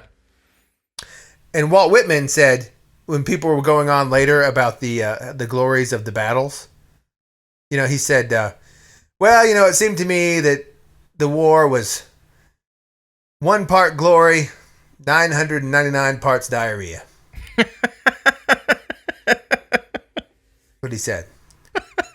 And that's true. That's what happened. I mean, this was a bad problem, right? Another quote from a similar period, this time in Chicago, New York, by Frederick Ingalls, said, "Passing along a rough bank among stakes and washing lines, one penetrates into this chaos of small, one-storied, one-room huts, in most of which there is no artificial floor. Kitchen, living, and sleeping room are all in one. Everywhere before the doors, residue and waste So everywhere before the doors is residue and waste that any sort of pavement lay underneath could not be seen but only felt here and there with the feet. So you can't see, there's nowhere you can see the pavement, you can just sort of feel it. Because everybody's just dumping their crap in the road. Well, it's worse than that. I mean, like, you got to remember, this is a time, so the people don't have electricity, so they're cooking with fire. Mm-hmm. Imagine New York City, where everyone's cooking their meals and heating their homes with fire. All of that ash and soot. Yeah. Everywhere. I mean, that's... Ugh. There's no garbage pickup. You just throw the bones of whatever you ate into the yard. And then the carrion and the bacteria feed on that. You have animals in New York City. Like, people get around by horse and buggy. Mm-hmm. They have dogs. They have chickens. The horses in the slums would die, and no one would remove them. They'd just be a dead horse carcass. Gross. Right. People would take the dead animals and sometimes just stuff them in the alleyways between the buildings. Like the 1 foot alleyway. Yeah. It was bad. And so in the 1800s, people used to dress fancy with like all their frilly collars and hoop skirts and stuff and powdered wigs because they were literally covered in shit all the time. Oh, no. Otherwise. That's what it was. Like, that's really what it was. This is why they dressed up. So because, in fact, you know that theme of the silent movies where you slip on a banana peel? Uh-huh. I've always wondered about that because walking around, you don't really slip on banana peel. Like, there aren't a lot of banana peels. You know, like, what is that about? Yeah. Apparently, that was a gentle euphemism for slipping in, like, manure in the city streets, which apparently happened somewhat often. But they didn't want to have manure on the set, and it was so gross. Yeah, yeah. So it was just like everyone would get it when, like, Buster Keaton would slip on a banana peel or Charlie Chaplin. They'd be like, oh, yeah, I remember when I slipped in that horse pie. Yeah. Before I went into work and got covered. Because it's very slick sometimes, right? Right. And so the streets are just covered in manure also. And like they have sweepers that go around, but they can't do it all the time. I mean, it's dirty. In fact, the car is probably the greatest environmental achievement ever. Interesting. Just for that reason. Because you don't live in a city where everything's pooping. Truly, the car. Yeah, imagine if everybody's car pooped, like yeah, a couple times a day. Because everyone had a horse, and it was awful, right? I mean, awful. Yeah. So, you know, like we have this picture in our heads of the 1800s with like this nostalgic, romantic view. Gentlemen callers meeting well-dressed ladies in a finely furnished parlor. You know, paddle wheel riverboats going up and down. But that's not what. As it says in the Bible, do not say, "Where were the old days?" For why were the old days better than these? You know, it's like this was King Solomon said that like 5,000 years ago. Yeah. So people have been having this. Why were the old days better than these? He says. Solomon said, do not ask, why were the old days better than these? For it is not wise to ask such questions. People have been having this feeling forever. But it's always been problems. So like there's pictures of New York City at the time surrounded by, not suburbs, right? But rings of smoldering garbage dumps and shanty towns. Mm-hmm. Cities where hogs, horses, and dogs, and all of their refuse were just common in the street. It's not like New York. Not that long ago, New York and London resembled like the slummiest parts of India, or some shanty in Africa. That's hard to even imagine. I know. Although San Francisco's getting back there. They're going retro. Yeah, and it's a return to tradition. Yeah.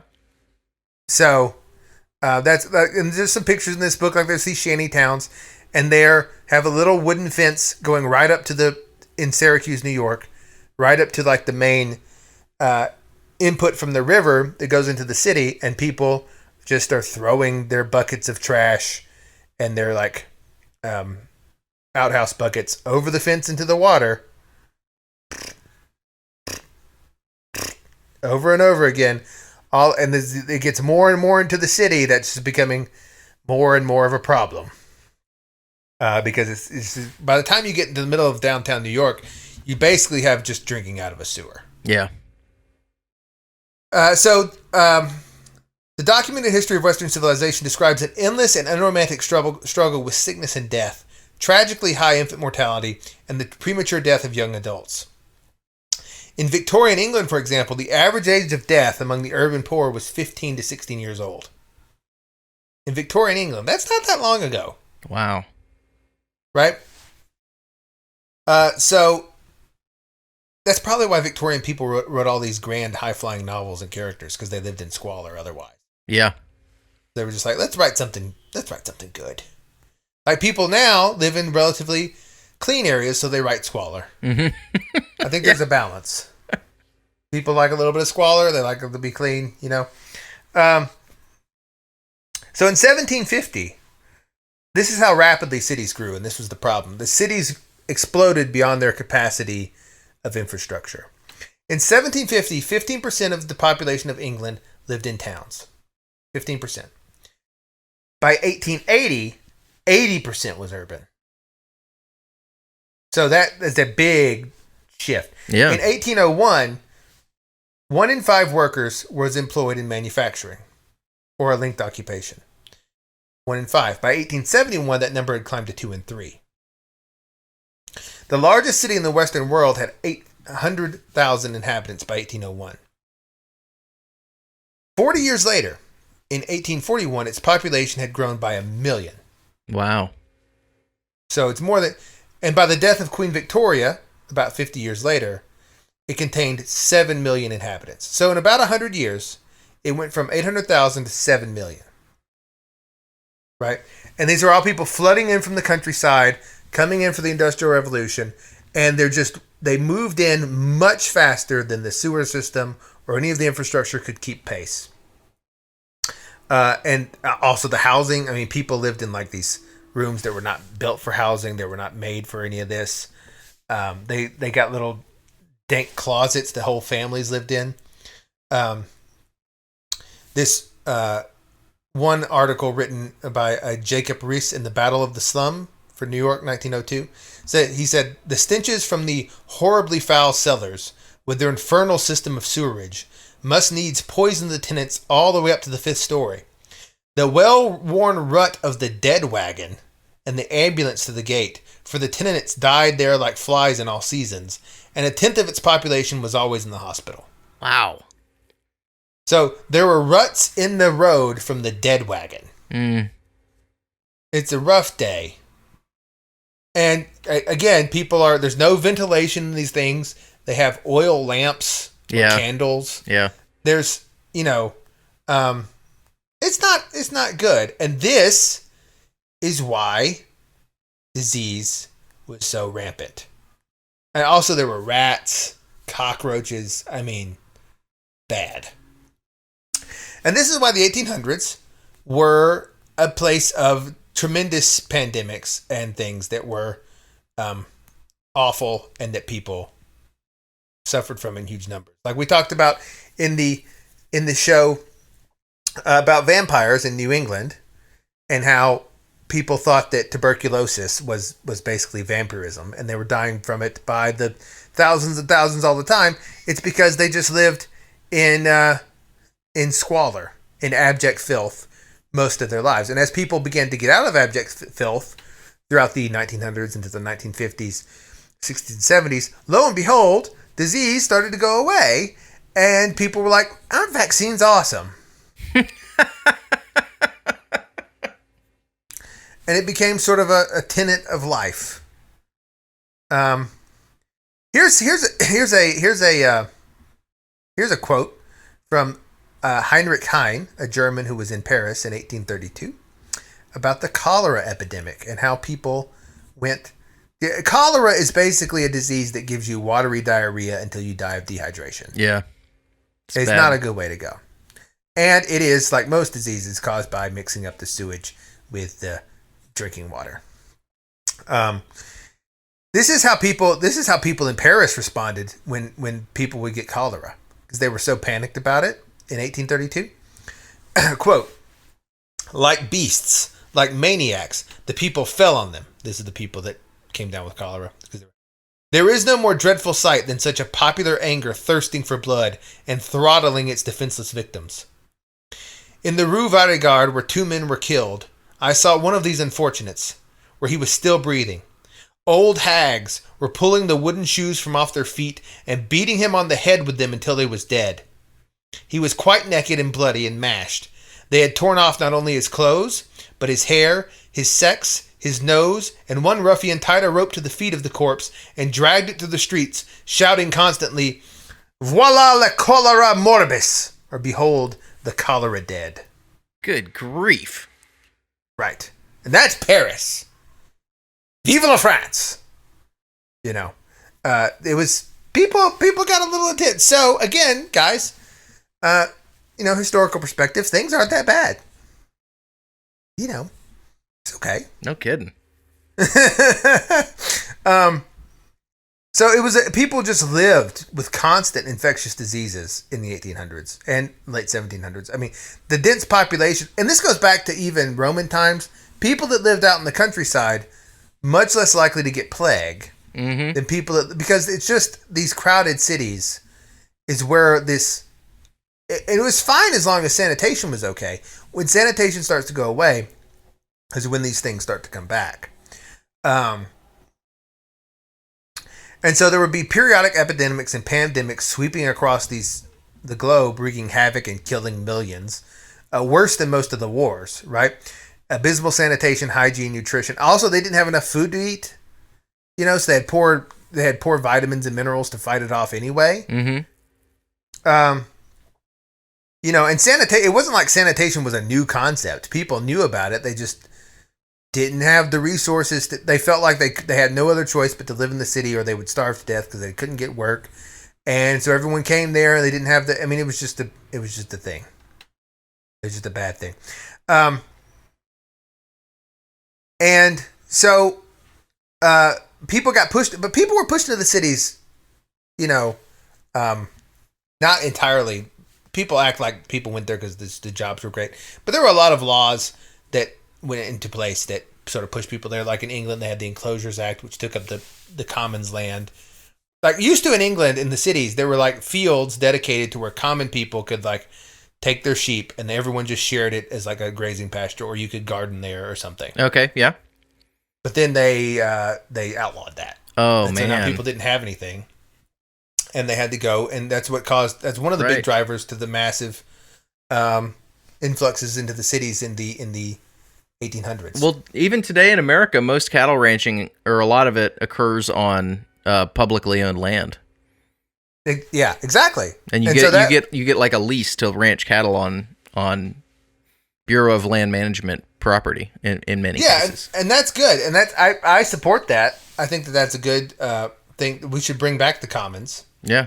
But so here's some of the diseases that came up in the 1800s. Typhoid fever. That's caused by water contaminated with salmonella. It gives you high fever and diarrhea. Everything gives you diarrhea. It basically is how these things would go. People, and that was typhoid fever and diarrhea was how people died in the Civil War. Cholera, again, is vomiting, diarrhea that leads to agonizing death of cramps via dehydration. It killed enormous numbers of children. Between 1870 and 1860, 15 million people in India died of cholera. 15 million. Now it's a bad disease. It was scary enough that people would like rip people apart in the streets if they were suspected of having it. Dysentery, which is again another form of diarrhea, that's what kills you in Oregon Trail, right? You have died of dysentery, which is bloody diarrhea. The game doesn't say that. It would be interesting if third graders had that. You have died of bloody diarrhea. Yeah, be hilarious if I was a third grade. Typhus fever. It's transmitted by the bite of a louse, like a body louse. Mm-hmm. It's a filth disease. It's caused by living in filth. It gives you a bad fever and shuts your immune system down. You've got diphtheria, an upper respiratory illness, which is caused by They believe it's caused by, you know how I feel about viruses. They believe it's caused by a virus that infects the bacteria in you. Nice way of saying I don't really question that. Like, oh, it's the virus, but like it has to have the bacteria too. Right, yeah. I don't know. Pertussis, which is commonly called whooping cough. Mm-hmm. And so on and so forth. So, tuberculosis, scarlet fever, measles, yellow fever, which causes you to have like jaundice, consumption, which is what they used to call tuberculosis. This is a good one. I can't pronounce it right. Puerperal fever. Hang on one second. I got somebody knocking on my door. Just pause. What? Okay. I know. Pause for a second. Pause. How are you today, listener?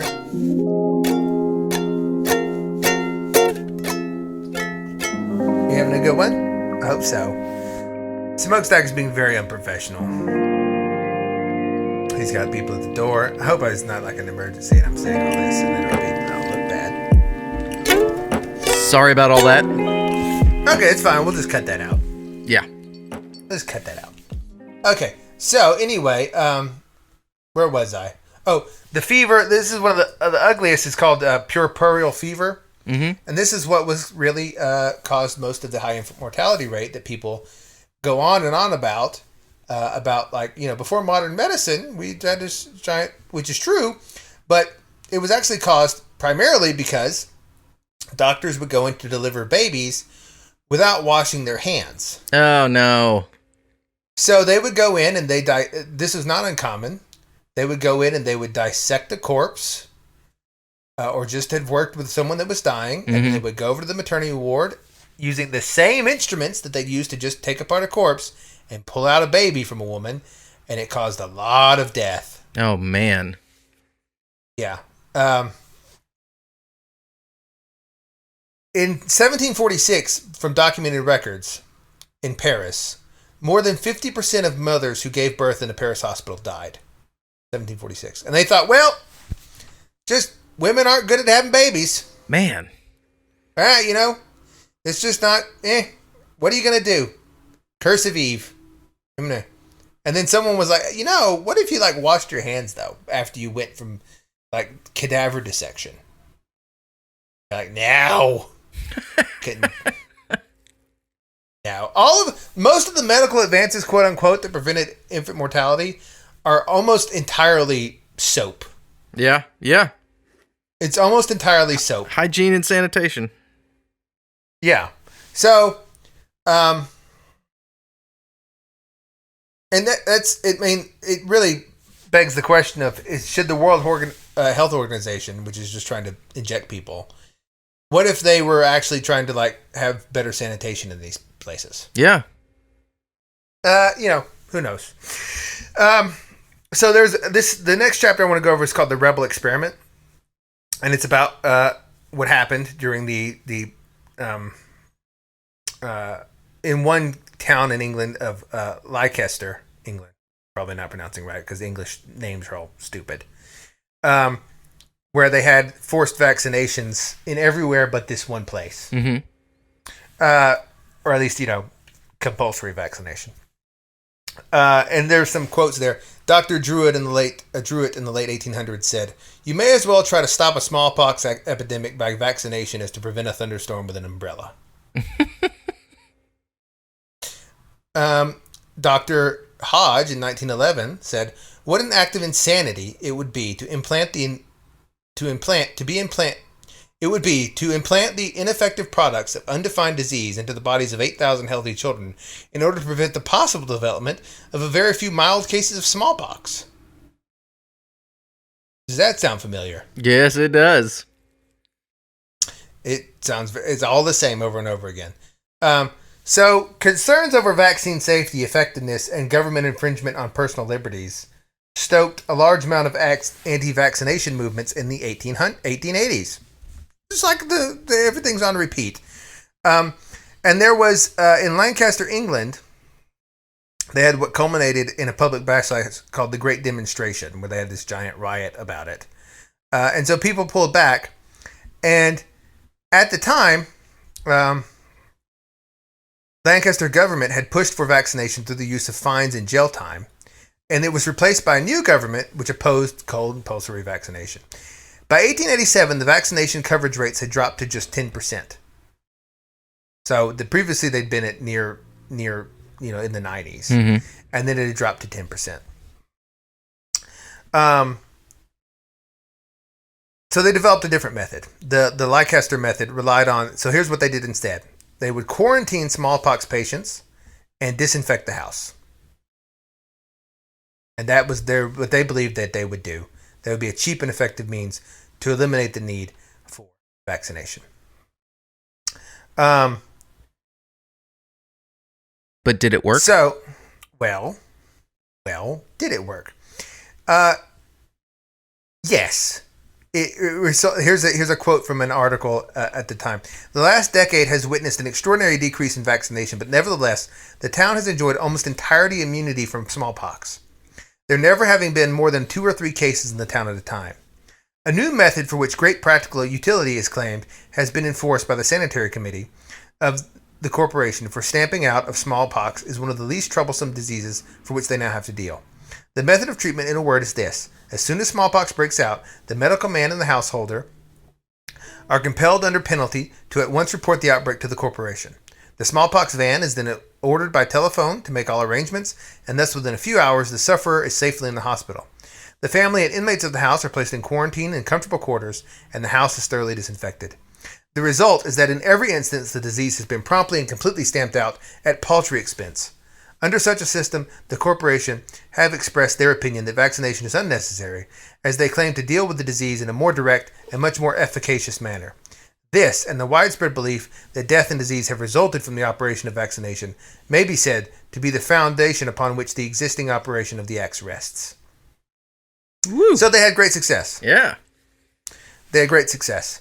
However, people at the time, the experts at the time, thought, well, it looks like that way now. But let me tell you something. This is a gigantic experiment, and it's going to result in, quote, a massacre, particularly for the, quote, again, this is a quote, particularly for the unprotected, unvaccinated children. Man. Any day now. Whoa, any day now, the unvaxxed are going to be dropping like flies. Again, this is in 1887. Everything is the same. It's always the same. Oh, man. This is why Solomon also said, there's nothing new under the sun. Everything's just on repeat. And once you get that, you chill out a lot, because it's like, oh, right, what did they do? Sir Dominique Corrigan, MD,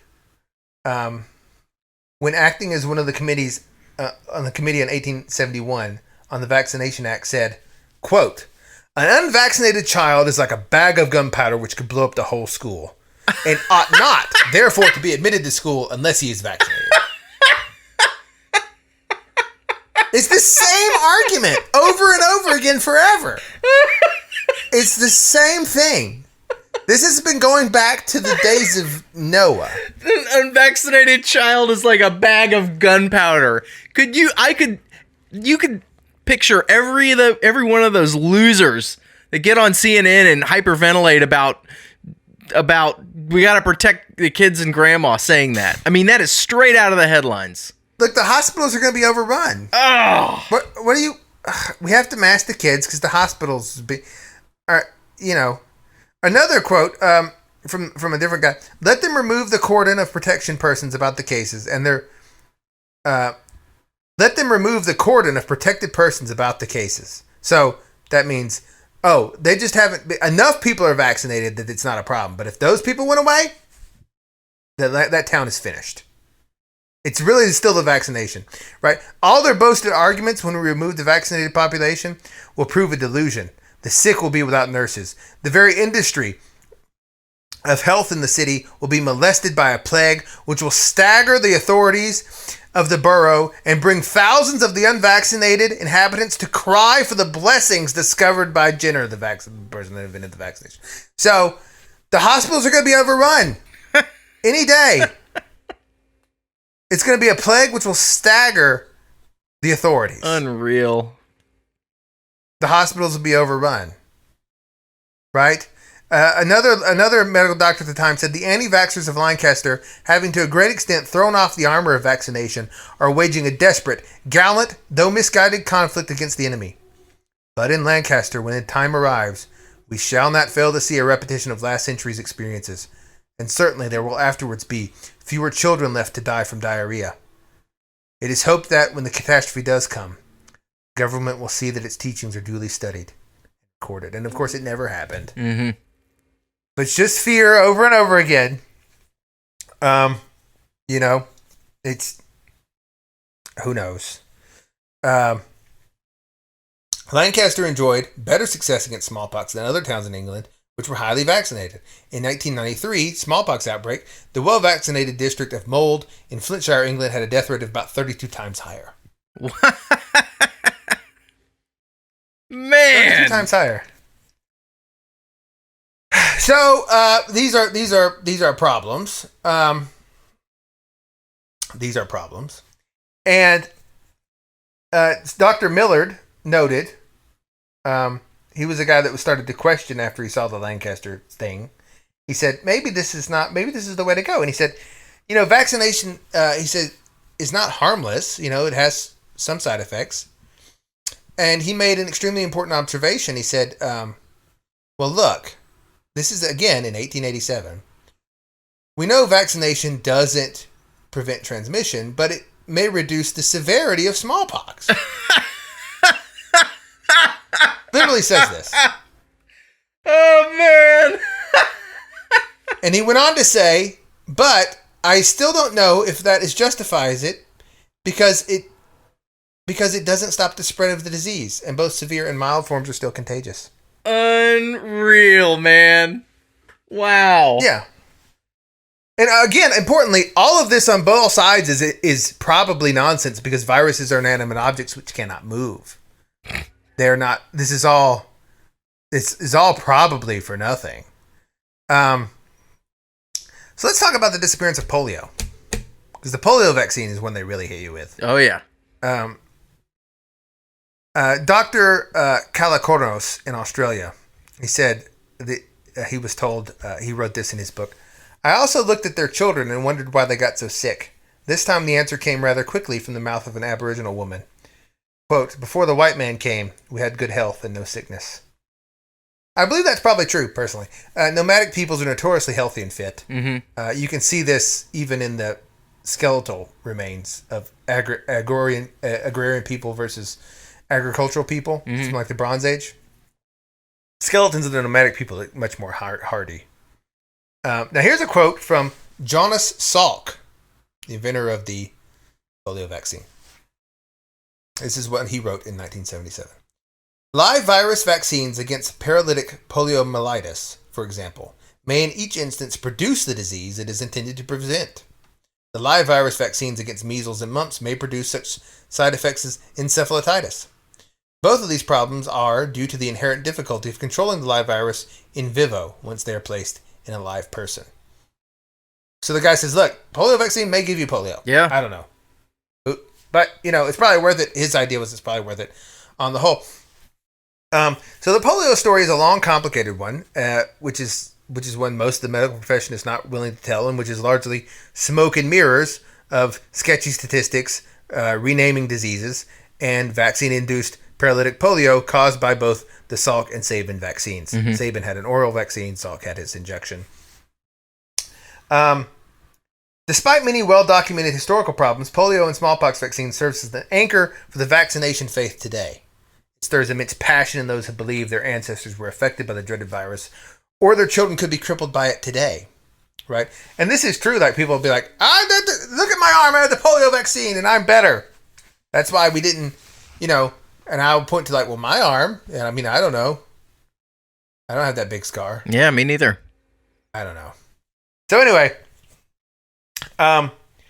many people believe the disease called polio has been eradicated in the Western Hemisphere. Most everyone thinks polio was eliminated by vaccination. But to understand where polio went, we must understand what polio was. It then becomes clear that it was not possible to eradicate with a vaccine in any way. So first of all, the term poliomyelitis is a description of spinal pathology. Right. That's all it is. It's a word that comes from the Greek polos, meaning gray, mylos, meaning marrow, and itis, inflammation. And it denotes the inflammation of the gray matter of the spinal cord. It can occur in the brainstem or the spinal cord. And basically all it is some part of your central nervous system along your spine gets inflamed and it swells up and it doesn't work properly and it causes a form of paralysis. Right? Mm-hmm. In some area of the body. Maybe total. If it's up in the brainstem, maybe completely below the neck. If it's like down lower, maybe like on the legs or something. Or just partial paralysis where you need crutches to walk with. And so, there's all these horrible pictures from the 50s and 40s of like kids with like leg braces and stuff. Now, importantly, most of those conditions went away after a few weeks. Most people don't know that. The great majority of polio paralytic victims recovered without intervention within a few weeks because the inflammation would go down and they would be. A small number of polio victims were placed in what is locked in our collective memory, the iron lung machine. Yeah. The most terrifying because they presented the most serious form of polio, called bulbar poliomyelitis, where the brain stem is involved and the death rate is the highest. It was widely believed to be caused by a virus that infects the intestinal tract and moves into the body. From 1912 to 1969, so the early 1900s, we've been told that polio was a highly prevalent and contagious disease. Right? It's been portrayed as a vicious crippler in the early mid-1900s, and it was habitually diagnosed by doctors who used a very loose definition of what polio was.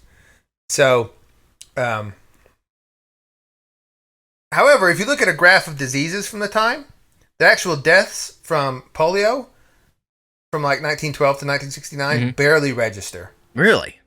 Compared to measles, smallpox, typhoid, diphtheria, syphilis, malaria. Those are all so much higher. It's insane. But, we're sort of have this idea of it in our heads of like this giant killer. But given the low incidence of the disease, really not many people got it. How did it become perceived as this fearsome monster? Especially in light of the fact that its rate was far less than other causes of disease, both its rate of incidence and its rate of death. Like, most people did not get polio. It was pretty rare. And when you did, it was usually survivable. Not like all the diarrhea things, which were killing people left and right. And so how did it come to be viewed as this? And how did this vaccine come to be lauded as like the cure of this this horrible illness? Well, it's easy to assume that the polio virus just appeared out of nowhere or somehow changed. There's a new variant in the 1900s because it became as problematic as it was alleged to be. But naturally existing polio virus is a common bowel inhabitant of people for millennia. Mm-hmm. It's always been there. It's continuously circulating in humans, but it never caused paralysis until something changed. Question is, what happened? Indeed. What happened? There was a brief period of time where in the 1700s in America, in Brazil, where the natives lived among the white men until they realized that doing so brought waves of death and disease upon them. The Indians did not used to just retreat into the jungle. They came out for a while. But when they did, they found that they would begin to experience these horrible diseases. Because living in cities and in large clusters is unhealthy. Unless you have really good sanitation, which they did not at the time. But in 1964, after the Indians went back into the rainforest, isolated tribes were examined for their health by various doctors, and one doctor named Dr. Neal found that despite most all of the men having samples of blood and feces that showed they were clearly infected with polio viruses, none of them had the disease. Yeah. None of them had the disease. He said, quote, "The paradox of the virtual absence of paralytic poliomyelitis among such heavily infected groups is well known, but the interpretation of the observation remains under discussion. So this isolated people who not adopted any of the lifestyle choices had the polio virus in their system, always there. Anytime you did a test, they picked it up, but they were completely immune to any symptoms of it. How does that happen?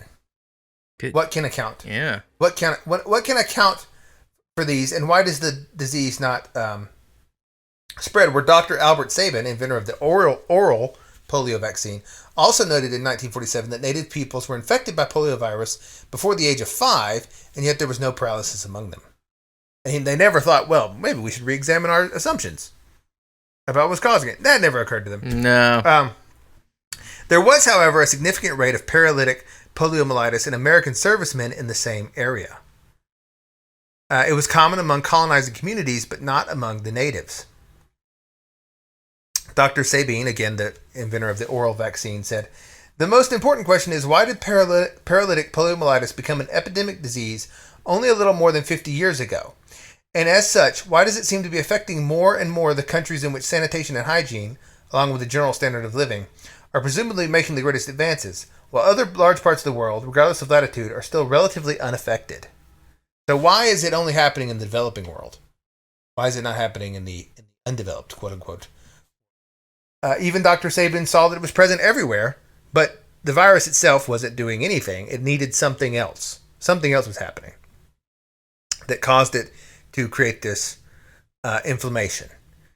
A lot of people think that it may have been the use of DDT and other pesticides, or that it was something in our diet, or whatever that triggered whatever happened for polio to turn into this thing.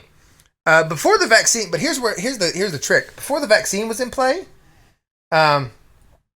many distinct diseases were naively grouped under the umbrella term of polio. Only after the vaccine was widely accepted was there an effort to distinguish poliovirus from other types of paralytic diseases. Oh, does this sound? Sounds a little familiar. Right. It's like, where did AIDS go? Yeah. It's because AIDS was just a catch-all for anything that made gay people sick. Yeah. That's really what it was in the 80s. It was just like, So here's a list of things that were probably categorized as polio prior to 1958. Undiagnosed congenital syphilis. Mm-hmm. Arsenic and DDT toxicity. Mm-hmm. Transverse myelitis. Guillain-Barré syndrome. Provocation of limb paralysis by intramuscular injections of many types. Hand, foot, and mouth disease. Lead poisoning. And many others. The lead poisoning is a big component there because lead-based pesticides were heavily in use at the time that polio was supposedly raging. Yeah. And in places of the world where they still get polio, you still find them using this older stuff. Yeah. The face of polio may have changed, but it was mostly due to the power of the pen, advances in diagnostic and life support technology, and removal of certain toxins. So, a specific polio diagnosis was not pursued with laboratory testing before 1958. It's important. Before the vaccine, there was no test for it at all. Then, the diagnostic criteria for polio, which were very loose, were narrowed to something hyper-specific. Yeah. And what do you know? Less cases. Does the loose and sloppy definition of a disease sound familiar? Yeah. Does that sound like something that's happened? Oh, could be. Could be. And that's the thing. This precision is precision mirage. Mm-hmm. The technical precision, like people, what you actually have when you get down to it, when you go to the doctor, is a set of symptoms. Symptoms which might be caused by anything.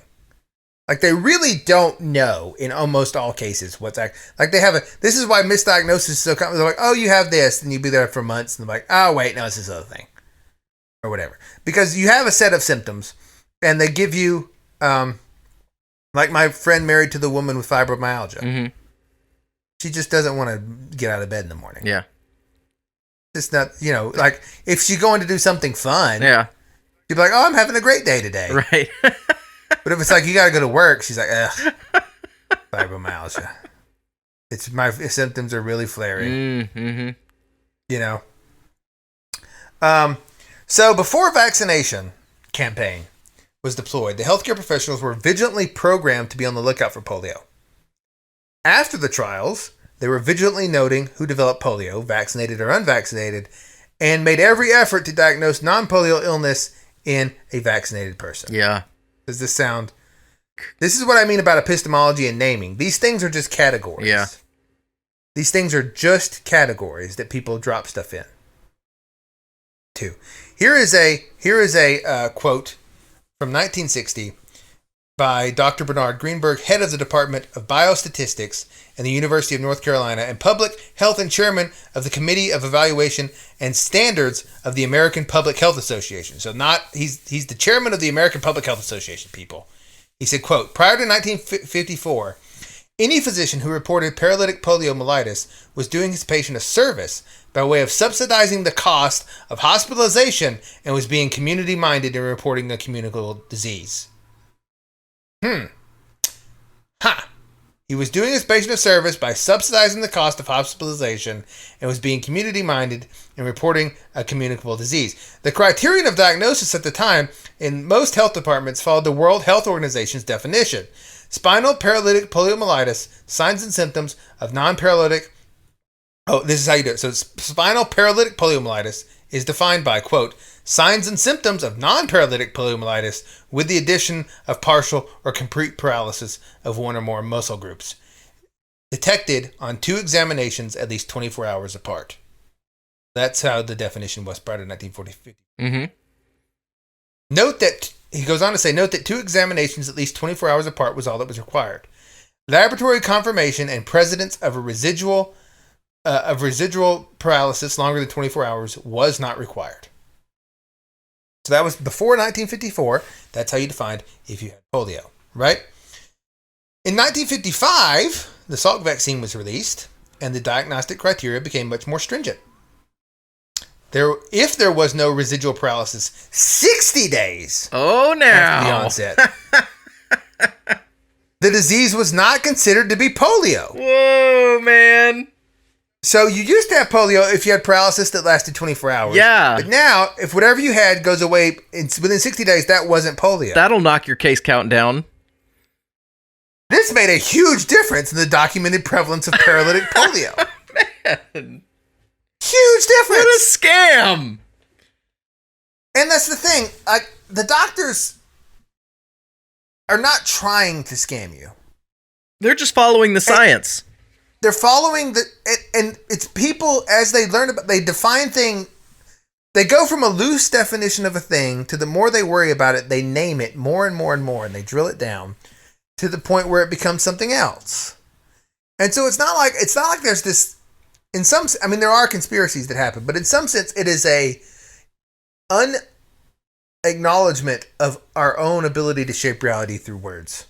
And just the refinement of the definitions are going to necessarily reduce the case count in every case.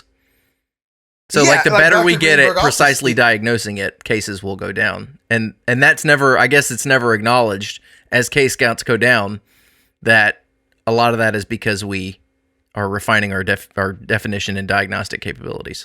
Yeah, people just, they don't notice that's what happened. Yeah. Like Dr. Greenberg went on to say, the change in 1955 meant that we were reporting a new disease, namely paralytic poliomyelitis, with longer lasting paralysis. Furthermore, diagnosed procedures have continued to be refined. Coxsackie virus and aseptic meningitis have been distinguished from paralytic poliomyelitis. So prior to there was no meningitis. It was just polio. Now it's been like, oh, well, that didn't last 60 hours. It's a different thing. 60 days. That's a different thing. They looked in and it's like, oh, this is because of this other thing called meningitis. Yeah. It's not polio. But used to, if you had meningitis, it was polio. Mm-hmm. Mm-hmm. It's the same. It's just naming. It's naming. And it's like with physicists, right? Physicists are always going on about how they're finding new particles. They aren't. They don't realize it, but they aren't. They're just cutting up the world in different ways through naming things. Like, I can invent a new piece of the house right now. I'm looking around. That over there is the Mixsackie. What's the Mixsackie? It's the area of the wall about 3 foot down 2 feet to the right of the window that has that looks like it might be good for hanging a picture. That's a McSackey. Now, I just cut that up from my arbitrary definitions of what I wanted to accomplish and made a new piece of it that I can refer to in literature. I can say, well, this McSackey isn't very good. And that's all that's happening in particle physics. Yeah. Is that people are looking at things in a different way with different criteria, and they're renaming it. And the more refined your tools are for examining things, the more little pieces of it you will notice, and the more names you will come up with. But it's not more valid or less valid or more insightful. It's just naming. And that's why the greater your microscope becomes, the world will seem infinitely many small particles, because you can cut it up as small as you want. You can divide the quark and the quoson or whatever you want to do down to the smallest degree, but there's actually really only one everything. Right? It's just yeah, it's a hard thing for people to get their head around, because we're trained in this, like, we believe that we're speaking words to describe objective reality, and in some sense we are, but also in another sense we are creating objective reality through our words. Well, it kind of makes me think of a metaphor here. So imagine you're Mario, okay? From the video game. You're in Mario 64. Out in the world outside the castle, and there's the bridge and the warp pipes and the bushes, and there's turtles running around and stuff. But there's everything is gray polygons. There's no texture on anything. Everything still works the same, but there's no textures on anything. Now, if a game designer were to come in and slap one set of textures on there, the world looks one way, and you would categorize things differently. And if you slap a different set of textures on there, it would be entirely different. There's little enemies in there. They're basically the same polygon structure, but they've got different textures on them, and so they're considered different things. But if you were to just change the textures out, and so like the language that you speak of is the textures, and the reality is the gray polygons. Like, the gray polygons are there. They do certain things. Their behaviors don't change, but however we texturize them is a lot more relevant to how we perceive reality than we give it credit for. Well, that's true, but also I would say it goes deeper, and you actually affect the polygons. Oh, okay. In some way, like the cosmos is basically language, and that's why if you're operating on a high enough frequency, you can speak things into existence. You can say to this mountain, "Go throw in the ocean," it will happen, because it really, like, I think that there was a novel not long ago called Kingkiller Chronicles by Patrick Rothfuss, and it really clued into this principle, because the whole thing of there was like magic, but there was like low level magic, and then there was like naming, and naming was like intense magic. And this is true. Like, this is it was called the name of the wind was the first book, and it's like, if you knew the real name of the wind, if you knew the wind's actual name, you could command it. And there's something very real in that. This is why God's name is fundamentally unknowable. He just says, "I am." Because you can't control God. And that's also why the angels are very reluctant to share their names, right? Like, classic example is in cases of the demonic possession. If you can figure out the demon's name, it's game over. They have to leave. They never reveal their name except under force, because names give you power over things. Interesting. Yeah, names are like. This is why also, like, when, like, in Revelation, when you finally learn, if you get to heaven, you're given a new name, which you really are. And you learn. This is why, like, when people become on a spiritual path, they get a new name, like, because they change into something else. And so naming is actually, this is what I'm trying to get people to see, is that when I say things are, when I say, like, the disease is largely psychosomatic, what I'm really saying is, like, you're defining reality through your words, and you are causing this to some degree by you're making it happen. Like, this didn't happen in Africa because they didn't play the word game about it. And that's very interesting. Just think about that for a long time. How this worldwide disease largely spared Africa, despite not having health infrastructure and all this stuff. And why people like me, who were like, meh, are fine, and people that really freaked out about it often died. Yeah. It's because and this is what black magicians use. Things to an extent are how you say they are. This is how the secret thing works and the manifesting. Like there's truth in that, and you can get better at it or worse at it. And black magicians try to manipulate people through the language, and this is what a large part of politics is. This is what I've talked about many times on this show.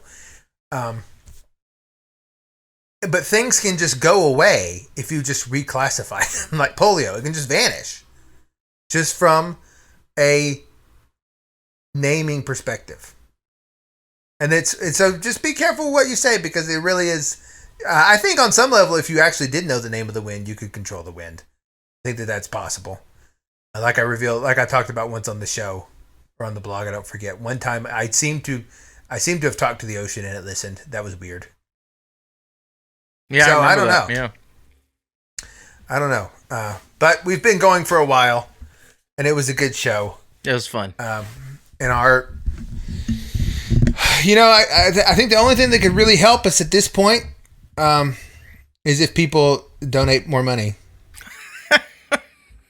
That's going to help a lot. I think I'm going to try this right now. Okay, so reality is all of our listeners are buying us coffees on Buy Me a Coffee, which will be linked in the show notes. All right, we'll see if it happens. All of our listeners. And you know what else? Everyone on Tuesdays. This show airs on ACR on the live stream. And you can get on there, and I usually get on the Discord channel, and you can live chat with us or with me if you'd like to. On Tuesdays at 8 p.m. Yeah, jump on the ACR Discord. That's alternate current radio. Jump on the ACR com. Discord, alternate current radio Discord, and it'll be good times. You can talk to Sumo while you listen to the show. Is that how it works?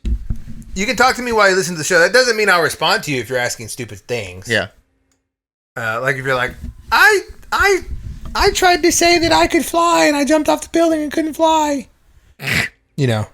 And I'm like, I'm sorry, like you weren't good enough at it yet. I won't say that it won't work, because I think it probably would, but you got to be good at it. Okay. I think really you could. I think really if you knew how to speak properly, you could basically do anything. Which is why, because the universe is made of logos, but different thing. Anyway, yeah, polio. Make polio great again.